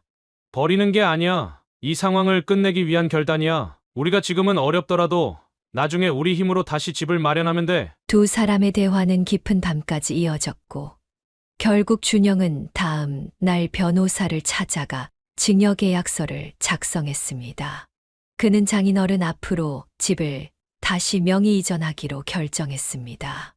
이틀 후 준영은 부모님을 찾아갔습니다. 그는 탁자 위에 공증된 증여계약서를 내려놓았습니다. 어머니, 아버지, 제가 장인어른께 집을 돌려드리기로 했습니다. 준영의 어머니는 믿을 수 없다는 듯 서류를 들여다보았습니다. 정말로 했구나. 우리 아들이 이렇게까지 할 줄은. 어머니가 원하신 대로 했습니다. 이제 더 이상 처가의 도움은 받지 않을 거예요. 준영의 어머니는 갑자기 당황한 기색이 역력했습니다. 아니, 그러니까 내 말은 그런 뜻이 아니었는데. 그리고 어머니, 한 가지 더 말씀드릴 게 있습니다. 준영은 심호흡을 한 후 단호하게 말을 이었습니다. 저와 수민이 그리고 민준이는 당분간 어머니와 거리를 두려고 합니다. 지금처럼 계속 갈등하면서 살 수는 없으니까요. 뭐라고? 너 지금 무슨 말을 하는 거니? 부모와 연을 끊겠다는 거야? 준영의 아버지도 놀라서 자리에서 일어났습니다. 준서가, 너 정신이 있는 거야? 어머니 말씀이 심하긴 했어도. 그렇지, 부모를 버리겠다니. 버리는 게 아닙니다. 모두의 마음이 진정될 때까지 잠시 시간을 갖자는 거예요. 어머니가 계속 장모님을 비난하고 수민이를 괴롭히는 한 저희 가정은 평화로울 수 없어요. 준영의 어머니는 눈물을 흘리기 시작했습니다. 이게 다 내 처가 때문이야. 돈으로 우리 아들을 사서 부모까지 버리게 만들다니. 어머니, 이제 그만하세요. 제 결정입니다. 돈 문제도 더 이상 없을 거예요. 저희 생활비도 더 이상 드리지 않을게요. 뭐라고? 그럼 우리는 어떻게 살라고? 준영은 진정하려 노력하며 차분히 대답했습니다. 아버지는 아직 일하고 계시잖아요. 그리고 어머니도 건강하시니 파트타임이라도 시작하시면 좋을 것 같아요. 저희도 앞으로 아이 키우는데 돈이 많이 들 거예요. 준영의 어머니는 갑자기 가슴을 부여잡고 의자에 털썩 주저앉았습니다. 어머니. 준영이 놀라서 달려갔습니다. 이런 모욕을 내가 평생 너를 위해 살았는데. 준영의 아버지가 아내를 부축하며 소리쳤습니다. 봐라. 내 어머니가 쓰러지시잖아. 이러려고 그랬니? 준영은 어머니의 상태를 확인하고 안심했습니다. 실제로 쓰러진 것은 아니었고 감정적인 충격으로 인한 반응이었습니다. 아버지, 죄송합니다. 하지만 이건 제 가정을 위한 결정이에요. 시간이 지나면 어머니도 이해하실 거예요. 집으로 돌아온 준영은 수민에게 모든 일을 이야기했습니다. 수민은 남편의 손을 꼭 잡았습니다. 괜찮아. 우리 함께 이겨낼 수 있어. 준영은 씁쓸한 미소를 지었습니다. 그리고 하나 더. 어머니 전화번호를 내 휴대폰에서 차단했어. 당분간은 연락을 끊는 게 좋을 것 같아. 수민은 놀랐지만 남편의 결정을 존중하기로 했습니다. 그날 저녁 수민은 어머니에게 전화를 걸었습니다. 엄마, 준영이가 정말로 집을 돌려주기로 했어요. 증여계약서까지 작성했대요. 나보키 여사는 놀라서 말을 잇지 못했습니다. 그리고 시어머니가 거의 쓰러질 뻔했대요. 준영이가 생활비도 더 이상 안 보내겠다고 하니까 세상에, 정말 그렇게까지 했니? 괜찮은 거야? 네. 오히려 마음이 편해요. 준영이도 시어머니 전화번호를 차단했대요. 당분간 연락을 안 할 거래요. 그래도 부모인데 정말 그렇게 해도 되는 걸까? 수미는 잠시 침묵했다가 대답했습니다. 시어머니가 화를 내시면서 처갓집에서 해줘도 날리고 안 해줘도 날린다고 소리치셨대요. 더 이상 할 말이 없으셨나 봐요. 나복희 여사는 가슴이 무거웠습니다. 자식과 부모 사이의 관계가 이렇게 깨어지는 것이 안타까웠지만 한편으로는 딸의 목소리에서 어떤 안도감을 느꼈습니다. 그래도 너희는 괜찮니? 경제적으로 많이 힘들 텐데. 사실 시부모님께 매달 생활비 드리는 부담이 없어지니까 오히려 숨통이 트이는 것 같아요. 집은 비록 포기했지만 저희 힘으로 살아갈 수 있을 것 같아요. 나복희 여사는 딸의 강인함에 감동했습니다. 그녀는 딸의 선택을 존중하기로 했습니다. 알았다. 수민아, 너희가 결정한 대로 하렴. 하지만 언제든지 도움이 필요하면 말해. 엄마는 항상 너희 편이야. 고마워요, 엄마. 제가 이제 진짜 어른이 된 것 같아요. 통화를 마친 나복희 여사는 남편에게 상황을 전했습니다. 그는 한참 동안 생각에 잠겼다가 입을 열었습니다. 수민이가 생각보다 강인하더라고. 이번 일을 통해 더 성장한 것 같아. 둘은 서로를 바라보며 씁쓸하게 웃었습니다. 그들은 딸 부부가 앞으로 어떤 어려움을 겪을지 모르지만 이 결정이 오히려 새로운 시작이 될 수도 있다고 생각했습니다. 사위와 시어머니 사이의 단절이 시작된 지 2달이 지났습니다. 봄이 오고 민준이는 하루가 다르게 성장했습니다. 걸음마를 시작한 그는 이제 몇 발자국씩 혼자 걸으며 집안을 누비고 다녔습니다. 나복희 여사는 주말마다 딸의 집을 방문하며 외손자의 성장을 지켜보았습니다. 어느 봄날 오후 나복희 여사는 자신의 정원에서 꽃을 가꾸고 있었습니다. 햇살이 따뜻했고 새로 피어난 꽃들이 향기를 내뿜었습니다. 그녀는 그동안 있었던 일들을 차분히 되돌아보았습니다. 자동과의 갈등이 결국 이렇게 될 줄이야. 남편이 정원으로 나와 그녀 옆에 앉았습니다. 뭘 그렇게 깊은 생각에 잠겨 있어? 지난 일들이 자꾸 생각나서 우리가 더 현명하게 대처했으면 어땠을까 싶어. 그녀의 남편은 고개를 천천히 흔들었습니다. 우리가 뭘 잘못했다고 그런 생각을 해. 딸을 사랑해서 도와준 게 죄는 아니잖아. 그건 그렇지만 어쩌면 우리가 좀 더 사돈의 마음을 이해했더라면 이렇게까지 오지는 않았을지도 몰라. 나복희 여사는 한숨을 쉬었습니다. 그녀는 자신들이 경제적 여유가 있어 딸을 도울 수 있었던 것은 축복이라고 생각했지만 그것이 사돈에게는 상처가 되었을 수도 있다는 생각이 들었습니다. 지금 와서 생각해보니 참 어리석은 일이었어. 우리가 딸에게 해준 것들이 사돈에게는 자존심을 상하게 했을 수도 있겠더라고. 그런 마음을 가진 사돈을 만난 것부터가 불행이었지. 형편 좋고 이해심 많은 사돈을 만났다면 서로 협력하며 아이들을 도울 수 있었을 텐데.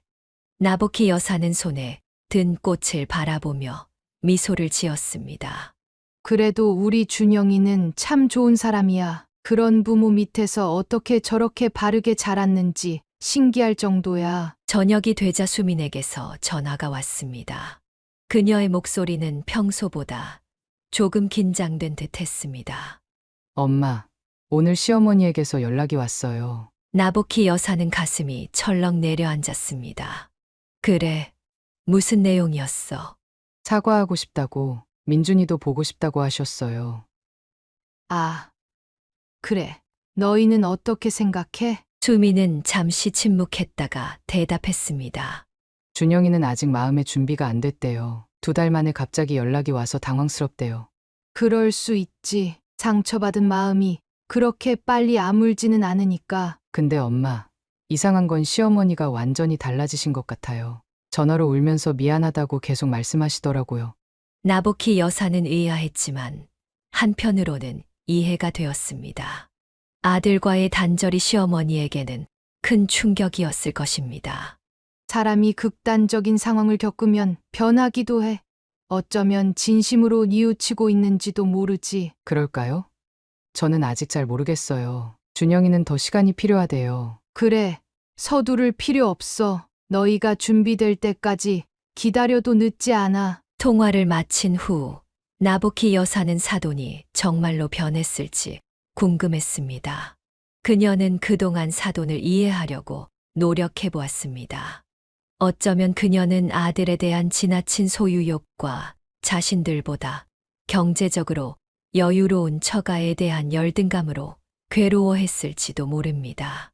일주일 후 수민이 다시 전화를 걸어왔습니다. 엄마, 준영이가 어머니를 만나보기로 했어요. 민준이 없이 둘이서만 이야기하기로 했대요. 현명한 선택인 것 같구나. 어떻게 됐으면 좋겠어? 솔직히 저도 이 상황이 끝났으면 좋겠어요. 준영이가 부모님과 연을 끊고 사는 게 마음이 아프거든요. 나보키 여사는 딸의 넓은 마음씨에 감동했습니다. 그렇게 어려움을 겪었음에도 시부모와의 화해를 바라다니 정말 성숙한 생각이었습니다. 준영이 어머니를 만난 날 저녁 수미는 다시 나보키 여사에게 전화를 걸었습니다. 어떻게 됐니?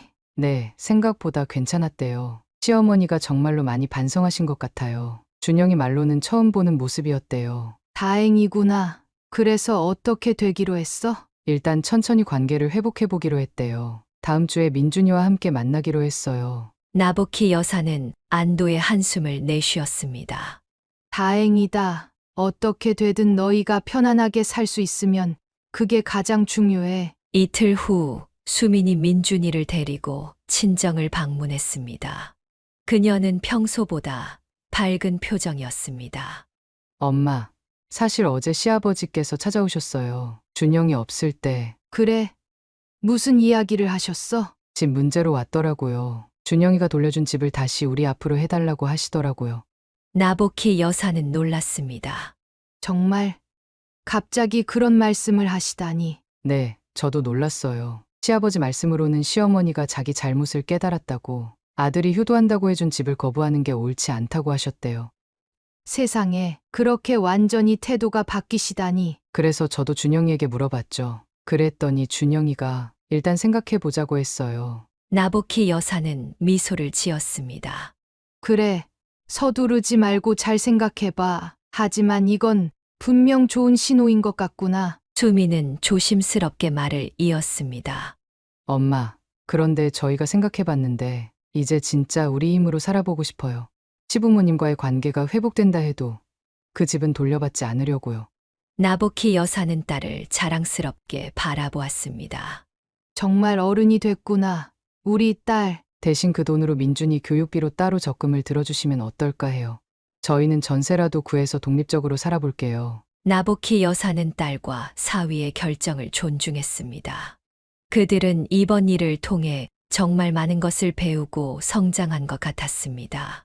그날 밤 나보키 여사는 앞으로 사돈을 다시 만나게 된다면 어떻게 해야 할지 생각했습니다. 예전처럼 참고 견디기만 하는 것은 능사가 아님을 깨달았습니다. 때로는 단호하게 자신의 입장을 밝히는 것도 필요하다는 것을. 나보키 여사는 창밖의 별을 바라보며 생각했습니다. 모든 갈등이 완전히 해소되지는 않았지만 적어도 새로운 시작을 향해 나아가고 있다는 희망이 보였습니다. 그리고 그것만으로도 충분히 감사한 일이었습니다. 두 번째 사연입니다. 장영진은 경상도의 한 작은 마을에서 세 남매 중 막내딸로 태어났습니다. 그녀는 부모님의 사랑을 한 몸에 받으며 자랐고 특히 장남인 민호 오빠에게 각별한 사랑을 받았습니다. 민호 오빠는 그녀를 우리 공주라 부르며 틈만 나면 목마를 태워 마을을 돌아다녔습니다. 어릴 적부터 민호 오빠는 동생을 각별히 아꼈고 그녀가 성장한 후에도 마치 어린아이를 대하듯 많은 것들을 챙겨주었습니다. 어느 날 장영지가 학교에서 돌아오다 발을 헛디뎌 넘어져 무릎과 턱까지 다쳐 엉엉 울며 집에 돌아왔을 때 집에는 부모님 대신 민호 오빠만 있었습니다.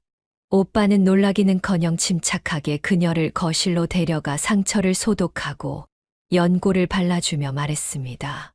자, 치료 끝. 앞으로는 길 볼 때 발밑도 잘 살피고 조심해서 다녀. 고마워 오빠. 근데 오빠는 정말 대단해. 피도 많이 나고 상처도 심한데 전혀 놀라지도 않고. 내가 울면서 들어오는데 내가 놀라면 넌 더 불안해하지 않겠어? 민호 오빠가 그녀의 머리를 쓰다듬으며 말할 때 그녀는 오빠가 진짜 슈퍼맨 같다고 느꼈습니다. 세월이 흘러 성인이 된 민호 오빠는 대학에 진학하지 않고 부모님의 농사일을 도왔습니다. 틈틈이 경운기를 몰기도 하고 마을의 짐꾼이 되어 어르신들의 무거운 짐을 날라드리는 등 다양한 일을 하며 가족을 지원했습니다. 반면 둘째 오빠 기현은 민호와는 정반대 성격의 소유자였습니다. 어릴 때부터 영특하고 공부를 잘한다는 칭찬을 들으며 자란 기현은 오직 자신만을 생각하는 사람이었습니다.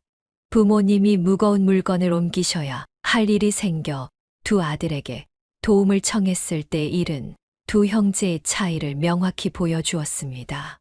민호는 즉시 두 팔을 걷어붙이고 도우려 했지만 기현은 부모님의 부탁을 거들떠보지도 않고 말했습니다.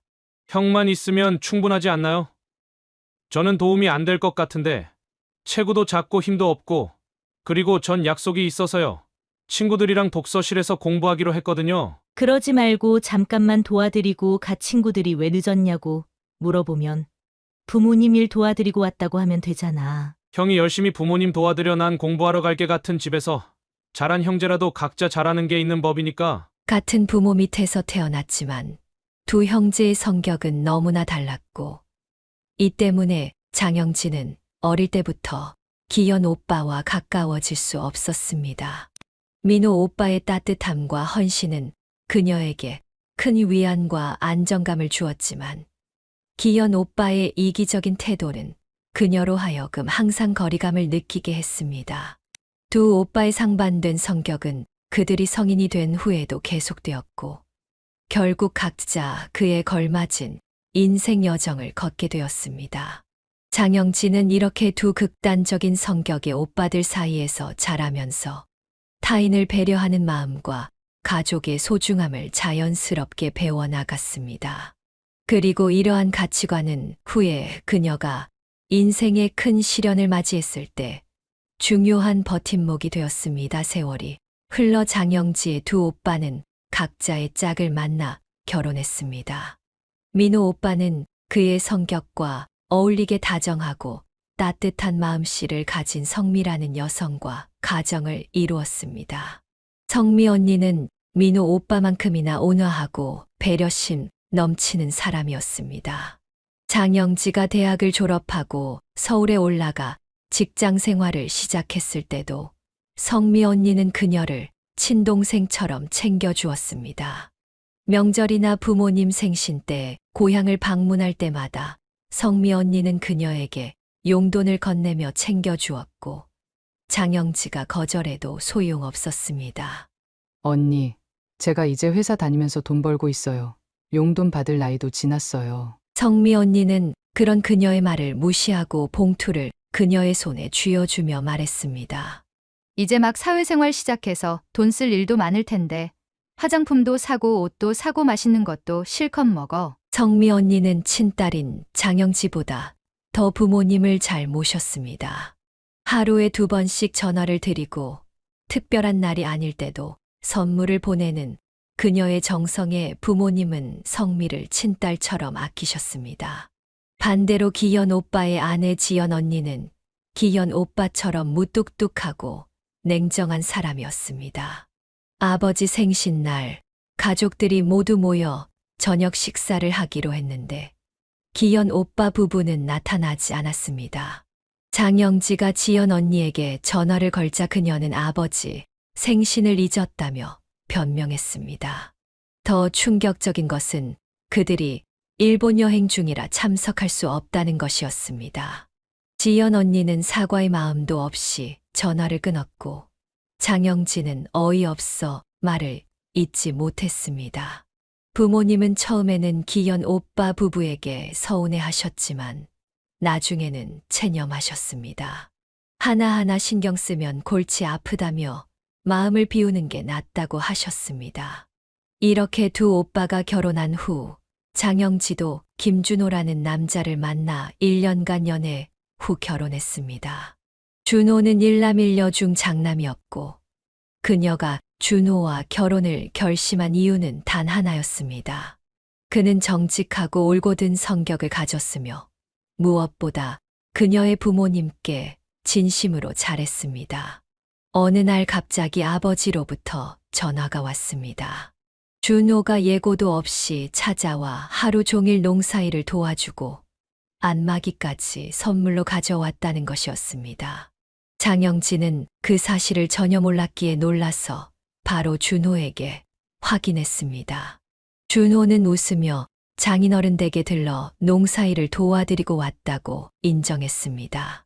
장영진은 이렇게 정성껏 부모님을 챙기는 준호가 참 고마웠습니다.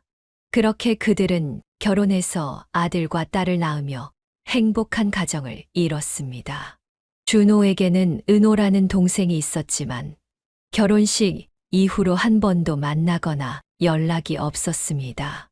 준호에 따르면 은호는 원래 가족들과 왕래가 거의 없는 성격이었고 부모님이 연락해도 받지 않았다고 했습니다.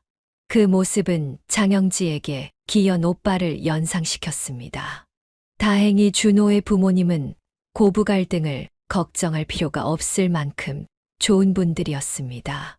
시어머니는 뜨개질을 무척 잘하셔서 장영지에게 직접 만든 수세미, 목도리, 장갑 등을 자주 선물했습니다. 어느 겨울 시어머니는 목도리를 건네며 말씀하셨습니다. 올 겨울이 유난히 춥다고 하더라. 이건 내가 직접 든 거니까 좀 거칠더라도 꼭 하고 다니렴. 장갑이랑 모자도 꼭 쓰고. 장영진은 시어머니의 손재주가 부러워 배우고 싶다고 말했고 시어머니는 언제든 가르쳐 주겠다고 약속했습니다. 장영지가 결혼 3년 차에 접어들 무렵 평온했던 가정에 첫 번째 시련이 찾아왔습니다. 어느 날 시아버지로부터 전화가 왔고 시어머니가 유방암 진단을 받으셨다는 충격적인 소식을 전해 들었습니다. 시아버지는 전화기 너머로 깊은 한숨을 내쉬며 그 사실을 알렸습니다. 최근 시어머니가 몸이 이상하다고 느껴 병원에 갔더니 유방암이라는 진단을 받았다는 것이었습니다. 장영진은 육아 휴직 중이었기에 시어머니를 모시고 간병하겠다고 자원했습니다. 남편 준호가 이 소식을 듣고 놀라며 그녀에게 물었습니다. 당신이 애들 돌보면서 어머니까지 간병하겠다고? 정말 괜찮겠어? 장영진은 결심한 듯 대답했습니다. 아버님도 직장 때문에 바쁘시고 당신도 일하느라 시간이 없잖아. 은호도 연락조차 안 되는 상황이니까 내가 돌봐드리는 게 가장 나을 것 같아. 내가 아니면 누가 모시겠어? 준호는 그녀의 결정에 고마워하며 말했습니다. 정말 고마워. 먼저 그렇게 말해줘서 앞으로 당신한테 더 잘할게. 시아버지도 장영지의 제안에 깊은 감사를 표했습니다.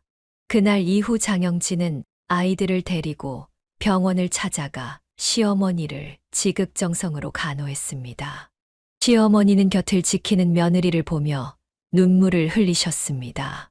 내 친딸도 없는데 어떻게 피 한 방울 안 섞인 며느리가 이렇게 잘해주는지 정말 고맙구나. 시어머니는 자신의 딸 은호가 연락조차 하지 않는 것에 서운함을 표현하셨고 장영진은 시어머니를 위로했습니다. 어머니께서 저한테 얼마나 잘해주셨는데요. 받은 만큼 돌려드려야죠. 치료 잘 받으시고 약도 잘 드셔서 이 병을 이겨내요. 제가 어머니 곁에서 힘이 되어드릴게요. 장영지의 정성 덕분인지 시어머니는 몸에 맞는 항암제를 찾아 종양 크기가 줄어들었고 수술 후 건강이 점차 호전되었습니다. 폭풍 같았던 시간이 조금 지나가는 듯 했습니다. 그러나 시어머니의 상태가 호전되면서부터 준호의 성격이 변하기 시작했습니다. 원래 검소하고 올곧았던 그는 돈을 마구 쓰고 다른 사람들을 무시하는 행동을 보이기 시작했습니다. 어느 날 둘이 길을 걷던 중 준호는 폐지를 모으며 리어카를 끄는 노인을 보고 혀를 차며 말했습니다. 저렇게 몇 푼 벌겠다고 고생을 하네. 저런 사람들 때문에 차들이 제대로 다니지도 못하잖아. 할 일 없으면 그냥 집에서 쉬지. 왜 나와서 방해하는 거야? 장영진은 준호의 말에 깜짝 놀라 반박했습니다. 왜 그렇게 말해? 저분들은 생계를 위해 저렇게 하시는 거야. 남의 일을 함부로 무시하지 마. 또 다른 날에는 길을 걷다가 전기 공사를 하시는 분과 우연히 부딪혔는데 그 과정에서 작업자가 들고 있던 음료수가 준호의 옷에 살짝 묻었습니다. 준호는 즉시 화를 내며 소리를 질렀습니다. 이게 얼마짜리 옷인지 알아요?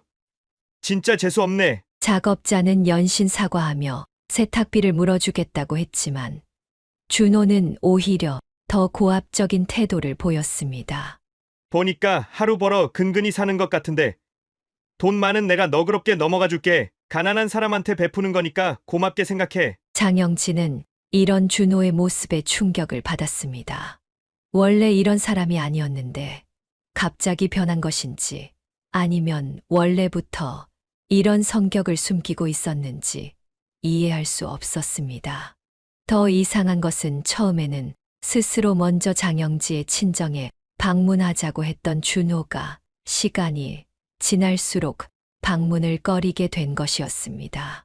바쁘다거나 시간이 없다는 핑계를 대며 친정 방문을 피했고 나중에는 장영지의 부모님이 걱정스러워 물어볼 정도였습니다. 요즘 준호 많이 바쁜가 보네. 예전엔 꼭 먼저 안부 전화도 해주고 했는데 요즘엔 통 연락도 없고 전화해도 받지도 않고. 장영진은 부모님께 남편이 친정에 가기 싫어한다고 말할 수 없어 바쁘다는 핑계로 둘러댔습니다. 요즘 많이 바빠졌어요.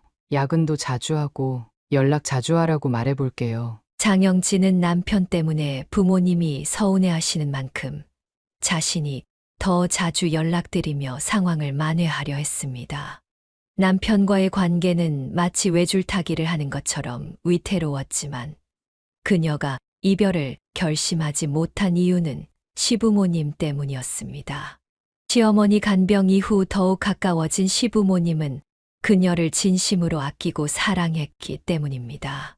결혼 7년 차에 접어들 무렵 평소처럼 직장에서 퇴근하던 민호 오빠가 교통사고를 당해 현장에서 목숨을 잃었다는 소식이었습니다.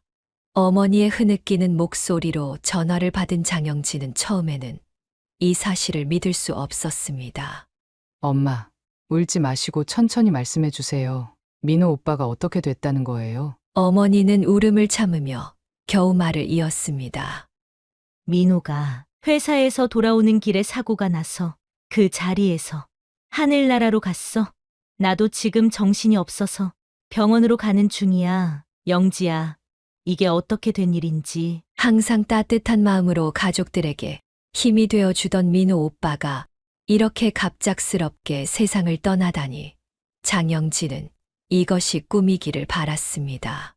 너무 비현실적이었기에 사실이 아니길 간절히 바랐지만 현실은 생각보다 더 잔인했습니다. 민호 오빠는 한창 인생의 꽃을 피울 나이에 너무도 허망하게 가족들 곁을 떠났습니다. 장례식장에서 어머니는 계속해서 정신을 잃었다 돌아오기를 반복했고 부모님은 3일 내내 목 놓아 울기만 하셨습니다. 전혀 준비되지 않은 이별은 모든 가족의 가슴에 큰 상처를 남겼습니다. 준호는 장영지 곁에서 아이들을 돌보며 묵묵히 자리를 지켜주었습니다. 가족 묘가 있는 선산에 민호 오빠를 안장하는 날, 어머니는 흙을 천천히 덮으며 눈물을 흘리셨습니다. 민우야, 가족들 걱정하지 말고 저 하늘에서 편히 쉬어라. 엄마도 남은 생을 살다가 언젠가 너한테 갈 테니 그때 만나자. 엄마가 가면 반갑게 맞아주렴. 그때 만나면 손 꼭 잡고 절대 놓지 말자. 내 눈에 넣어도 안 아플 내 아들. 잘 가거라. 민호 오빠는 그렇게 장영지를 아끼고 사랑했던 사람들을 위로하고 하늘의 별이 되었습니다.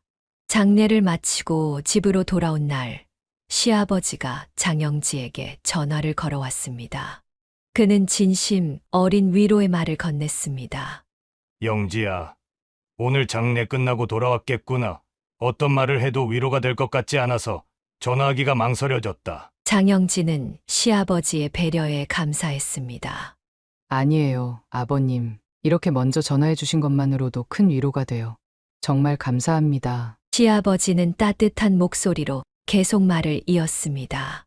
힘들더라도 끼니는 꼭 챙겨 먹고 울기만 하지 말아라. 많이 힘들면 우리 집에 와서 울어도 된다. 마음이 진정될 때까지 내가 꼭 안아줄 테니까. 장영지는 시아버지의 말씀에 위로를 받으면서도 복잡한 감정이 교차했습니다.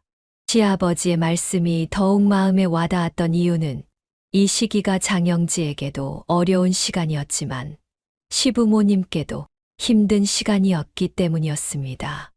유방암 치료 후 꾸준히 관리 중이던 시어머니는 민호 오빠가 세상을 떠나기 얼마 전 유방암 재발 판정을 받으셨습니다. 유방암은 예후가 좋은 암으로 불리지만 치료 후 재발률도 높은 병이었습니다. 게다가 시어머니는 연세가 있으셔서 당뇨와 관절염까지 겪고 계신 상황이라 더 힘들어 하셨습니다. 장영지는 민호 오빠를 잃은 슬픔 속에서도 이전처럼 시어머니의 병수발을 자처했습니다. 시어머니는 자신의 옆을 지키는 며느리를 보며 미안해 하셨습니다. 말년에 며느리 고생시키는 것 같아. 미안하고 창피해서 면목이 없구나. 그러나 장영지는 진심으로 대답했습니다. 한 번도 고생이라고 생각해 본 적 없어요. 제가 안 하면 누가 하겠어요? 제가 좋아서 하는 일이니까 미안해하지 마세요. 진심이었습니다. 은호도 하지 않는 일이고 준호와 시아버지도 하기 어려운 일이라면 자신이 해야 한다고 생각했습니다. 그렇게 장영지는 단 한순간도 시어머니의 곁을 떠나지 않고 열심히 병수발을 들었습니다. 장영지의 삶은 민호 오빠의 갑작스러운 죽음과 시어머니의 병환으로 큰 시련을 맞이했지만 그녀는 자신의 슬픔보다 가족들을 돌보는 일에 더 집중했습니다. 이런 그녀의 헌신적인 모습은 주변 사람들에게 깊은 감동을 주었고 특히 시부모님은 친딸보다 더 소중한 존재로 그녀를 여기게 되었습니다. 민호 오빠가 세상을 떠나기 얼마 전 장영지의 어머니는 유방암 재발 판정을 받으셨습니다. 장영지는 오빠를 잃은 깊은 슬픔 속에서도 어머니의 병수발을 자청했습니다. 그녀는 자신이 아니면 누구도 이 일을 하지 않을 것이라 생각했습니다. 기현 오빠는 이미 가족과 거의 소통하지 않는 상태였고 혼자 계신 아버지가 감당하기엔 너무 벅찬 일이었기 때문입니다. 그리고 예상치 못한 비극이 또다시 그녀의 가족을 덮쳤습니다. 매년 조상들의 묘소를 관리하던 아버지는 그 해에도 벌초를 하러 가셨고 어머니도 함께 동행했습니다. 장영지는 아버지와 통화하며 업체에 맡기는 건 어떤지 조심스레 제안했지만 아버지는 완강하게 거절했습니다. 내 오빠가 엄마 아빠를 얼마나 보고 싶어 하겠니? 우리가 늙고 힘이 없어도 묘 관리는 남의 손에 맡기지 않을 거야. 직접 해야지. 그날 오후 장영지는 어머니에게 전화를 걸었지만 받지 않았습니다. 몇 시간이 지난 후 아버지로부터 충격적인 소식을 들었습니다. 영지야, 큰일 났다. 어머니가 벌초하다가 벌에 쏘였는데 그대로 쓰러지셨어. 병원에 왔는데 의사가 위독하다고 한다. 빨리 내려와라. 그 소식을 듣는 순간 장영지는 심장이 내려앉는 듯한 느낌이 들었습니다. 즉시 고향으로 내려가야 했지만 하필 그날 시어머니의 상태도 많이 나빠져 있었습니다. 시어머니는 아무것도 드시지 못하고 계속 신음하고 계셨습니다. 이런 상황에서 장영지는 준호에게 도움을 청하는 전화를 걸었습니다. 여보, 오늘 좀 일찍 퇴근할 수 있어? 엄마가 벌초하다가 벌에 쏘여서 쓰러지셨대. 많이 위독하다고 해서 내가 지금 바로 내려가 봐야 할 것 같아. 준호는 귀찮다는 듯한 목소리로 대답했습니다. 갑자기 무슨 소리야? 난 지금 일이 산더미처럼 쌓여 있어. 장모님 옆에 장인어른이 계시잖아. 문제 없지 않아? 장영진은 믿을 수 없다는 듯 반문했습니다. 엄마가 위독하시다고 하는데, 그리고 시어머니도 오늘 많이 안 좋으셔서 내가 옆에 좀 있어줬으면 하는데, 그게 그렇게 어려워? 장영진은 준호의 냉정한 태도에 분노하며 전화를 끊고 서둘러 시아버지에게 연락해 상황을 설명했습니다. 시아버지는 즉시 고향으로 가보라고 말씀하셨고 그녀는 급히 기차표를 예매해 내려갔습니다. 병원에 도착했을 때 어머니는 이미 혼수 상태에 빠져 중환자실에 입원해 계셨습니다. 아버지는 그녀를 보자마자 어린아이처럼 울음을 터뜨렸습니다. 영지야, 어머니가 이러다 정말 세상을 떠나면 어떡하냐? 어떡하면 좋니? 장영진은 아버지를 위로하며 기현 오빠에게도 연락했지만 오빠 부부는 전화도 문자도 받지 않았습니다. 저녁이 되어서야 겨우 답장을 받았는데 그들은 놀랍게도 어머니가 위독한 상황인데도 주말쯤 가겠다는 답변을 보내왔습니다. 사흘 뒤 장영지와 기현이 병원에서 만났을 때 두 사람은 격렬하게 다투었습니다. 장영진은 오빠의 무책임한 태도를 비난했고 기현은 회사 일을 핑계로 변명했습니다. 두 사람의 언쟁이 심해지자 아버지는 병원에서 그렇게 큰 소리로 다투지 말라며 모두 집에 가라고 하셨습니다. 장영진은 기현 오빠 부부의 뻔뻔한 태도에도 화가 났지만 더욱 화가 난 것은 준호였습니다. 그는 그날 이후 그녀에게 어떤 연락도 하지 않았습니다. 괜찮냐는 문자나 전화 한 통 없었고 오히려 시아버지가 더 자주 전화를 걸어 안부를 물어주셨습니다. 애미야, 사부인께선 괜찮으신가? 내가 내려가 볼까? 아니에요, 아버님. 어머니도 몸이 안 좋으신데 무슨 일 생기면 제가 먼저 연락드릴게요. 전화해 주셔서 감사해요. 이처럼 어려운 시간 속에서도 장영진은 시어머니와 친어머니 사이에서 최선을 다해 두 분을 모시려 노력했습니다. 장영지의 어머니는 벌에 쏘여 쓰러지신 지 5일 만에 결국 세상을 떠나셨습니다. 의사가 사망 선고를 하고 흰 천을 덮는 순간 그녀는 현실을 부정하며 그 천을 붙잡고 절규했습니다. 장영지의 세상이 완전히 무너져 내리는 순간이었습니다. 믿고 싶지 않은 현실 앞에서 그녀는 계속해서 목 놓아 울기만 했습니다. 아버지는 그런 장영지를 안아주며 위로했습니다. 영지야, 울지 마라. 엄마는 분명히 좋은 곳으로 갔을 거다.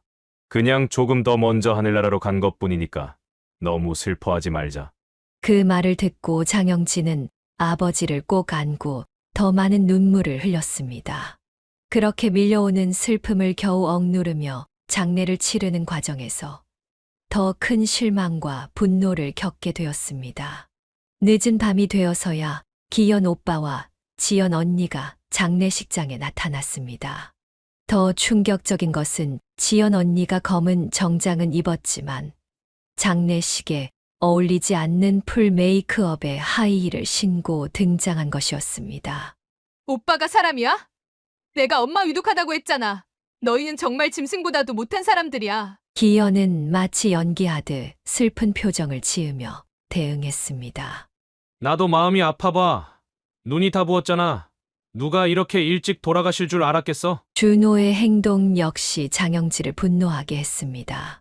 그는 어머니가 돌아가시자마자 연락했는데도 늦게 도착했고 그마저도 시아버지의 따뜻한 대접을 받았습니다. 우리 사위 왔구나. 오느라 고생 많았네. 장영진은 준호를 향해 쌓아두었던 분노를 터뜨렸습니다. 이제야 얼굴을 비추네.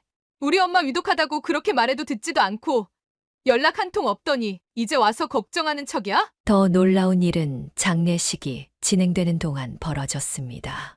준호는 상주 완장을 차고 있으면서도 피곤한지 담배를 피우러 나갔다가 나중에는 식당에서 조문객들과 고스톱을 치며 웃고 떠들었습니다. 기현 오빠와 지연 언니도 처음에는 조문객들과 인사를 하는 척 하다가 나중에는 둘이 몰래 빠져나가 근처 카페에서 시간을 보냈습니다. 그들이 다시 장례식장으로 돌아왔을 때 장영진은 참았던 분노를 폭발시켰습니다. 그 목구멍으로 커피가 어떻게 넘어가? 민우 오빠였으면 이렇게 했을까?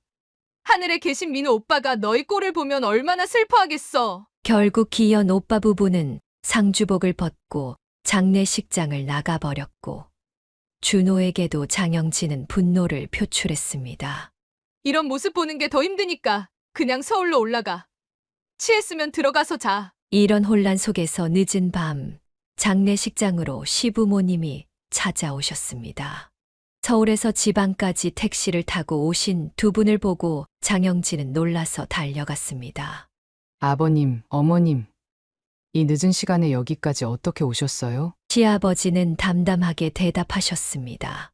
택시 타고 왔다. 사돈이 돌아가셨다는데 우리가 가만히 있을 수는 없잖니. 시어머니는 빈소 안으로 들어가 장영지의 어머니 영정 앞에서 눈물을 쏟으셨습니다. 시어머니의 진심 어린 슬픔에 장영지도 다시 눈물이 흘렀습니다. 시아버지도 아버지를 안으며 함께 슬퍼하셨습니다.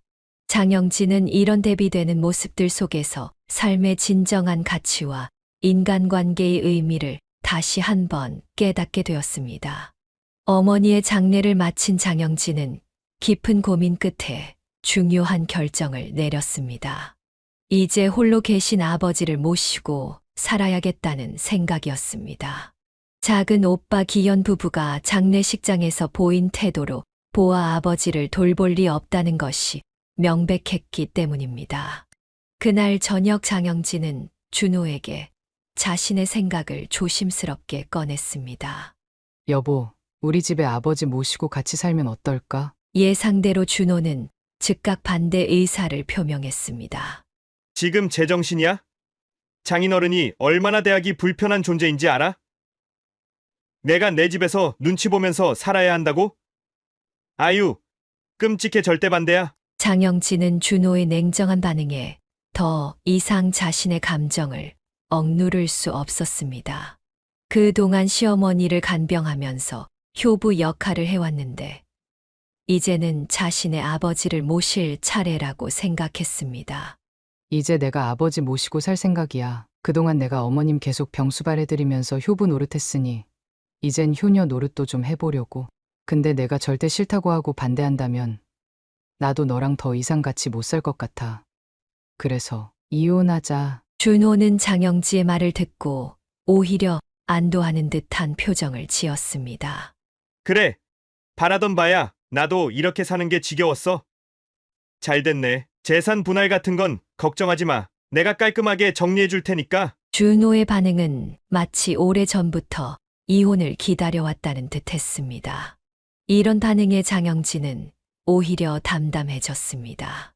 구차하게 관계를 끌지 않고 깔끔하게 마무리하는 것이 서로에게 좋을 것 같았습니다. 장영진은 이혼 결정을 아버지와 시부모님께 각각 알려드렸습니다. 아버지는 아무 말씀도 하지 않으셨지만 시부모님은 눈물을 흘리시며 미안해하셨습니다. 그래. 내 의견을 존중한다.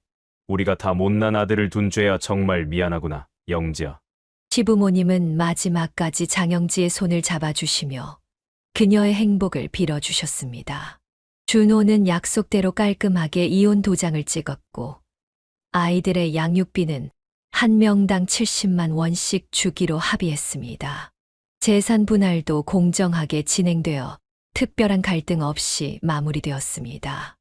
이혼 과정이 끝나갈 무렵 장영지에게 예상치 못한 문자가 도착했습니다. 시아버지께서 보내신 것이었는데 무려 1억 3천만 원이라는 거액이 그녀의 계좌로 입금되었다는 내용이었습니다. 장영진은 그 메시지를 보고 너무 놀라 소스라치게 놀랄 수밖에 없었습니다. 시아버지의 장문의 메시지가 함께 도착했습니다. 12년이라는 시간 동안 정말 고생 많았지. 내가 돈이 더 여유 있었다면 더 많이 보냈을 텐데 지금 상황으로는 이게 최선이구나. 이 돈은 그동안 내가 고생하며 우리 집 며느리로 너희 시어머니를 간병한 비용이라 생각하고 받아주길 바란다. 그리고 다시 한번 미안하구나. 못난 내 아들 때문에 마음고생 많이 했을 텐데 애비로서 너에게 대신 사과한다. 앞으로 보란듯 씩씩하게 잘 지내길 바란다. 그동안 고생 많았다. 정말 많이 사랑한다. 장영진은 그 메시지를 읽고 휴대폰을 부여잡은 채 오랫동안 울었습니다. 시아버지는 아들과 헤어지는 며느리에게 끝까지 12년간의 은혜를 갚고 싶으셨던 것입니다.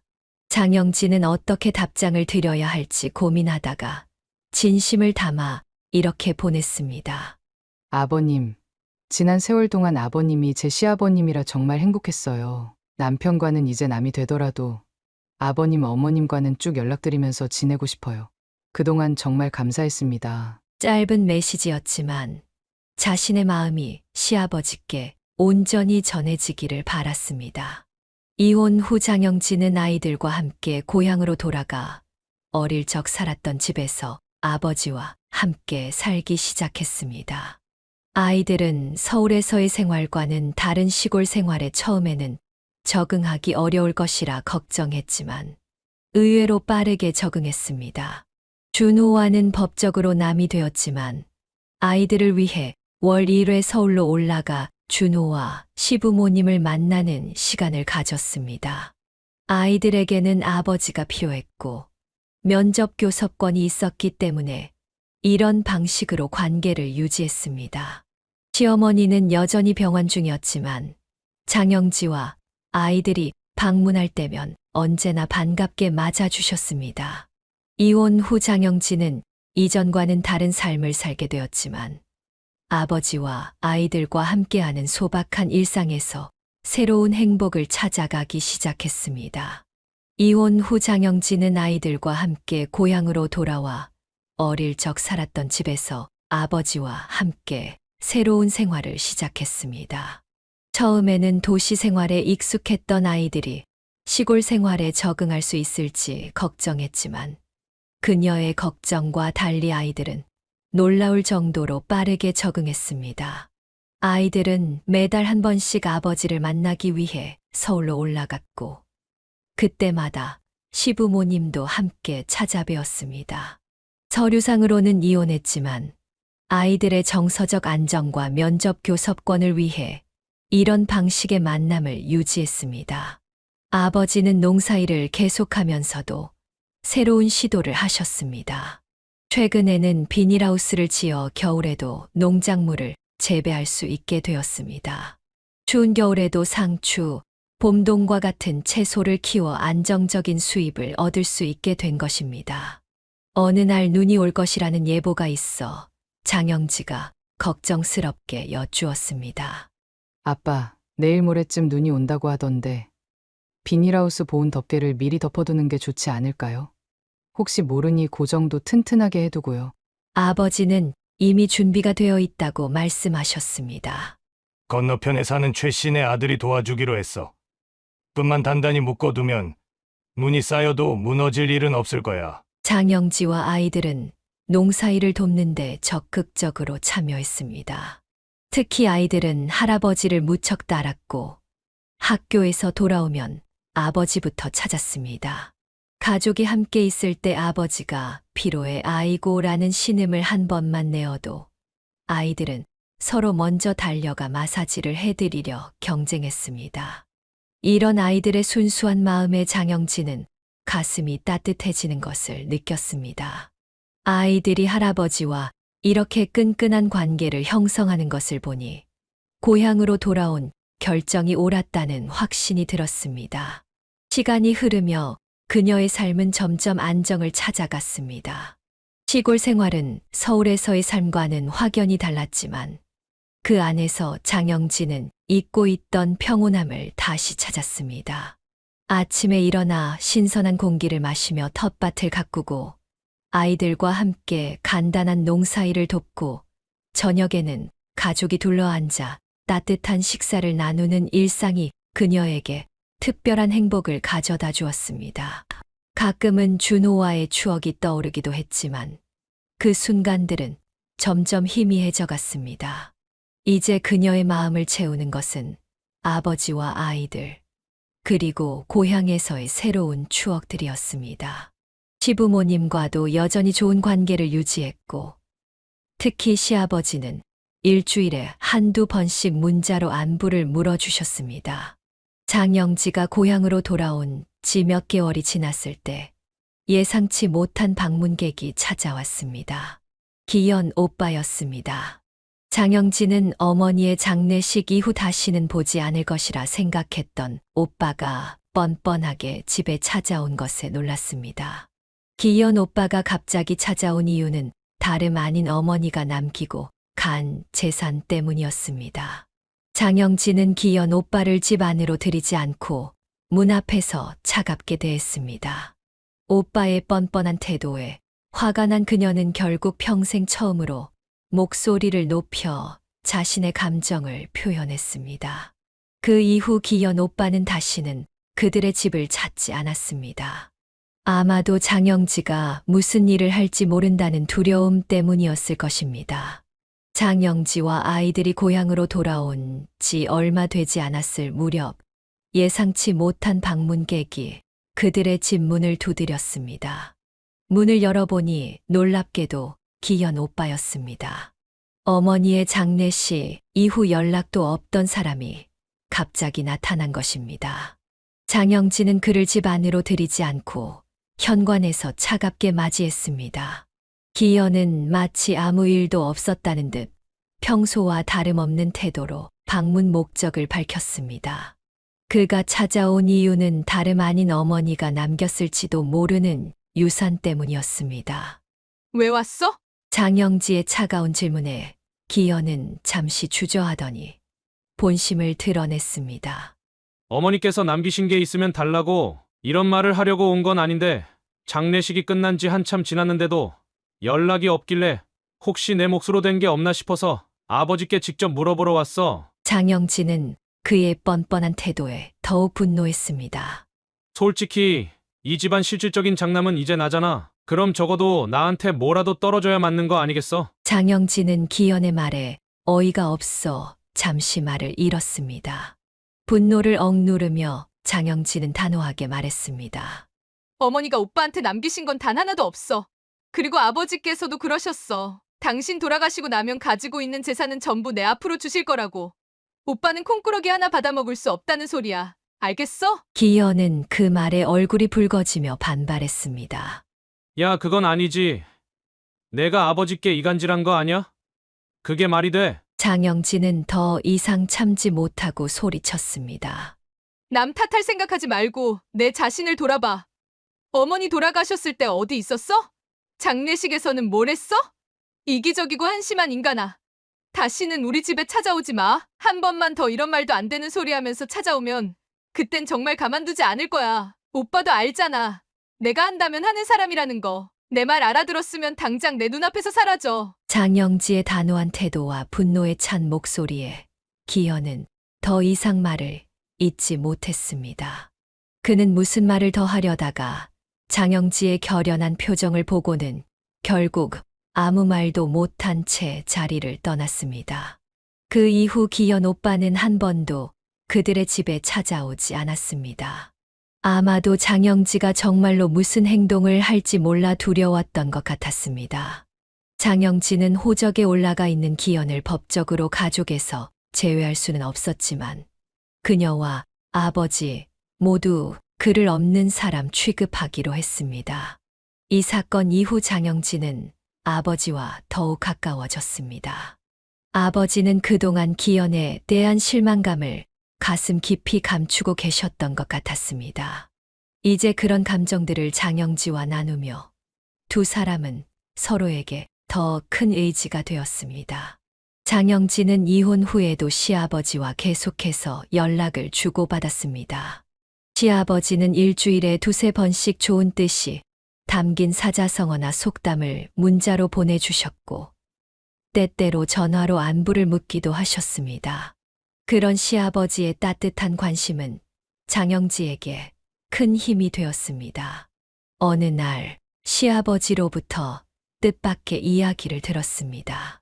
주노가 갑자기 장영지와 함께 살았던 시절을 그리워하며 후회의 말을 했다는 것이었습니다. 아가, 오늘 우리 아들놈이 갑자기 내 얘기를 꺼내더구나. 제 이야기를요? 갑자기 왜요? 한숨을 푹 쉬면서 너랑 같이 살 때가 좋았다면서 좀 더 잘해줄 걸 그랬다면서 뒤늦은 후회를 하더구나. 시아버지는 그 말을 듣자마자 준호의 뒤통수를 때리며 단호하게 말씀하셨다고 합니다. 이놈아, 넌 당연히 후회스러운 게 많을 테지만 영지는 절대 아닐 거다. 혹시라도 후회한다면서 다시 어떻게 해보겠다는 생각은 아예 하지 말아라. 장영진은 시아버지의 이야기에 웃음이 나왔습니다. 너무 잘하셨어요, 아버님. 사람들은 왜 항상 지나고 나서야 못해준 것만 생각하고 후회하는지 모르겠어요. 정작 함께 있을 때 잘하면 좋을 텐데요. 그러게 말이다. 그래도 난 내가 아이들과 잘 지내고 있어서 좋구나. 시어머니도 전보다 건강해졌고 우리 앞으로도 지금처럼 좋은 관계 유지하면서 서로 안부 물으며 행복하게 지내자꾸나. 시간이 흐르면서 장영지의 삶은 점차 안정을 찾아갔습니다. 이혼 후에도 그녀는 시아버지와 꾸준히 연락을 주고받으며 특별한 관계를 유지했습니다. 시아버지는 일주일에 2~3번씩 그녀에게 의미 있는 사자성어나 속담이 담긴 문자를 보내주셨고 종종 전화로 안부를 물어주셨습니다. 이런 시아버지의 따뜻한 관심은 그녀가 새로운 삶에 적응하는데 큰 힘이 되었습니다. 장영진은 이제 아버지와 아이들과 함께하는 소박한 일상에서 진정한 행복을 찾아가고 있었습니다. 과거에는 눈에 보이는 것들에서 행복을 찾으려 했지만 이제는 마음의 평화와 가족과의 소중한 시간에서 행복을 느끼게 되었습니다. 어느 날 저녁 아버지와 아이들이 모두 잠든 후 장영진은 마루에 앉아 밤하늘을 바라보며 지난 시간을 돌아보았습니다. 슬픔과 기쁨, 좌절과 희망이 교차했던 그 시간들이 모여 지금의 자신을 만들었다고 생각하니 감사한 마음이 들었습니다. 특히 어머니와 민호 오빠의 부재는 여전히 그녀의 가슴에 큰 빈자리를 남겼지만 그들의 따뜻했던 기억은 그녀가 앞으로 나아가는 원동력이 되었습니다. 다음 날 아침 장영진은 평소보다 일찍 일어나 텃밭에 나가 채소들을 돌보고 있었습니다. 이른 아침 공기가 상쾌했고 채소들에 맺힌 이슬이 아침 햇살에 반짝였습니다. 그때 핸드폰에서 문자 알림음이 울렸습니다. 시아버지였습니다. 장영진은 미소를 지으며 답장을 보냈습니다. 시아버지의 문자는 언제나 그녀에게 작은 기쁨과 위안을 주었습니다. 그리고 얼마 후 시아버지에게서 전화가 왔습니다. 준호가 최근에 장영지에 대해 이야기했다는 것이었습니다. 시아버지는 준호가 장영지와 함께 살던 때를 그리워하며 후회의 말을 했다고 전했습니다. 하지만 시아버지는 단호하게 준호에게 쐐기를 박았다고 합니다. 너는 당연히 후회할 만한 일이 많겠지만 영지는 절대 그렇지 않을 거다. 후회한다면서 다시 어떻게 해보겠다는 생각은 절대로 하지 마라. 장영진은 시아버지의 말씀에 감사했습니다. 사람들은 왜 항상 지나고 나서야 못해준 것들을 생각하고 후회하는지, 정작 함께 있을 때 잘하면 좋을 텐데 그러지 못하는 것이 아쉬웠습니다. 봄이 오고 여름이 지나 가을이 깊어갈 무렵 장영진은 아버지의 비닐하우스 농사를 돕는 한편 마을의 작은 공방에서 일을 시작했습니다. 그녀는 시어머니에게서 배운 뜨개질 솜씨를 살려 손뜨개 소품들을 만들어 팔았고 점차 그녀만의 작은 브랜드를 만들어가고 있었습니다. 아이들도 학교에 잘 적응하여 새 친구들을 사귀었고 할아버지와 함께하는 시간을 무척 즐거워했습니다. 밤이면 장영진은 아이들과 아버지에게 책을 읽어주는 시간을 가졌습니다. 어머니가 그랬던 것처럼 그녀도 가족에게 따뜻한 이야기를 들려주며 하루를 마무리했습니다. 그리고 잠들기 전 그녀는 항상 민호 오빠와 어머니를 생각하며 조용히 감사의 기도를 드렸습니다. 어쩌면 남들이 이해하지 못할 수도 있는 그녀의 선택이었지만 장영진은 자신이 받은 것보다 더 큰 사랑을 나누며 살고 있었습니다. 시부모님이 그녀와 아이들을 진심으로 아껴주셨듯이 그녀도 그 마음을 기억하고 감사히 여겼습니다. 특히 어머니를 오랫동안 간병했던 시간들이 그녀에게는 소중한 추억이 되었습니다. 이제 장영진은 이혼과는 별개로 마음으로 서로를 응원하고 행복을 기원하는 관계를 시부모님과 유지하고 있었습니다. 그리고 아버지와 아이들과 함께하는 지금의 삶에서 진정한 행복을 찾아가고 있었습니다. 사연을 듣고 댓글을 남겨주시기 바랍니다. 사소한 의견일지라도 사연자분에게는 큰 힘이 됩니다. 노골적인 악성 댓글은 사연자분에게 상처가 될 수 있으니 삼가주시기 바랍니다.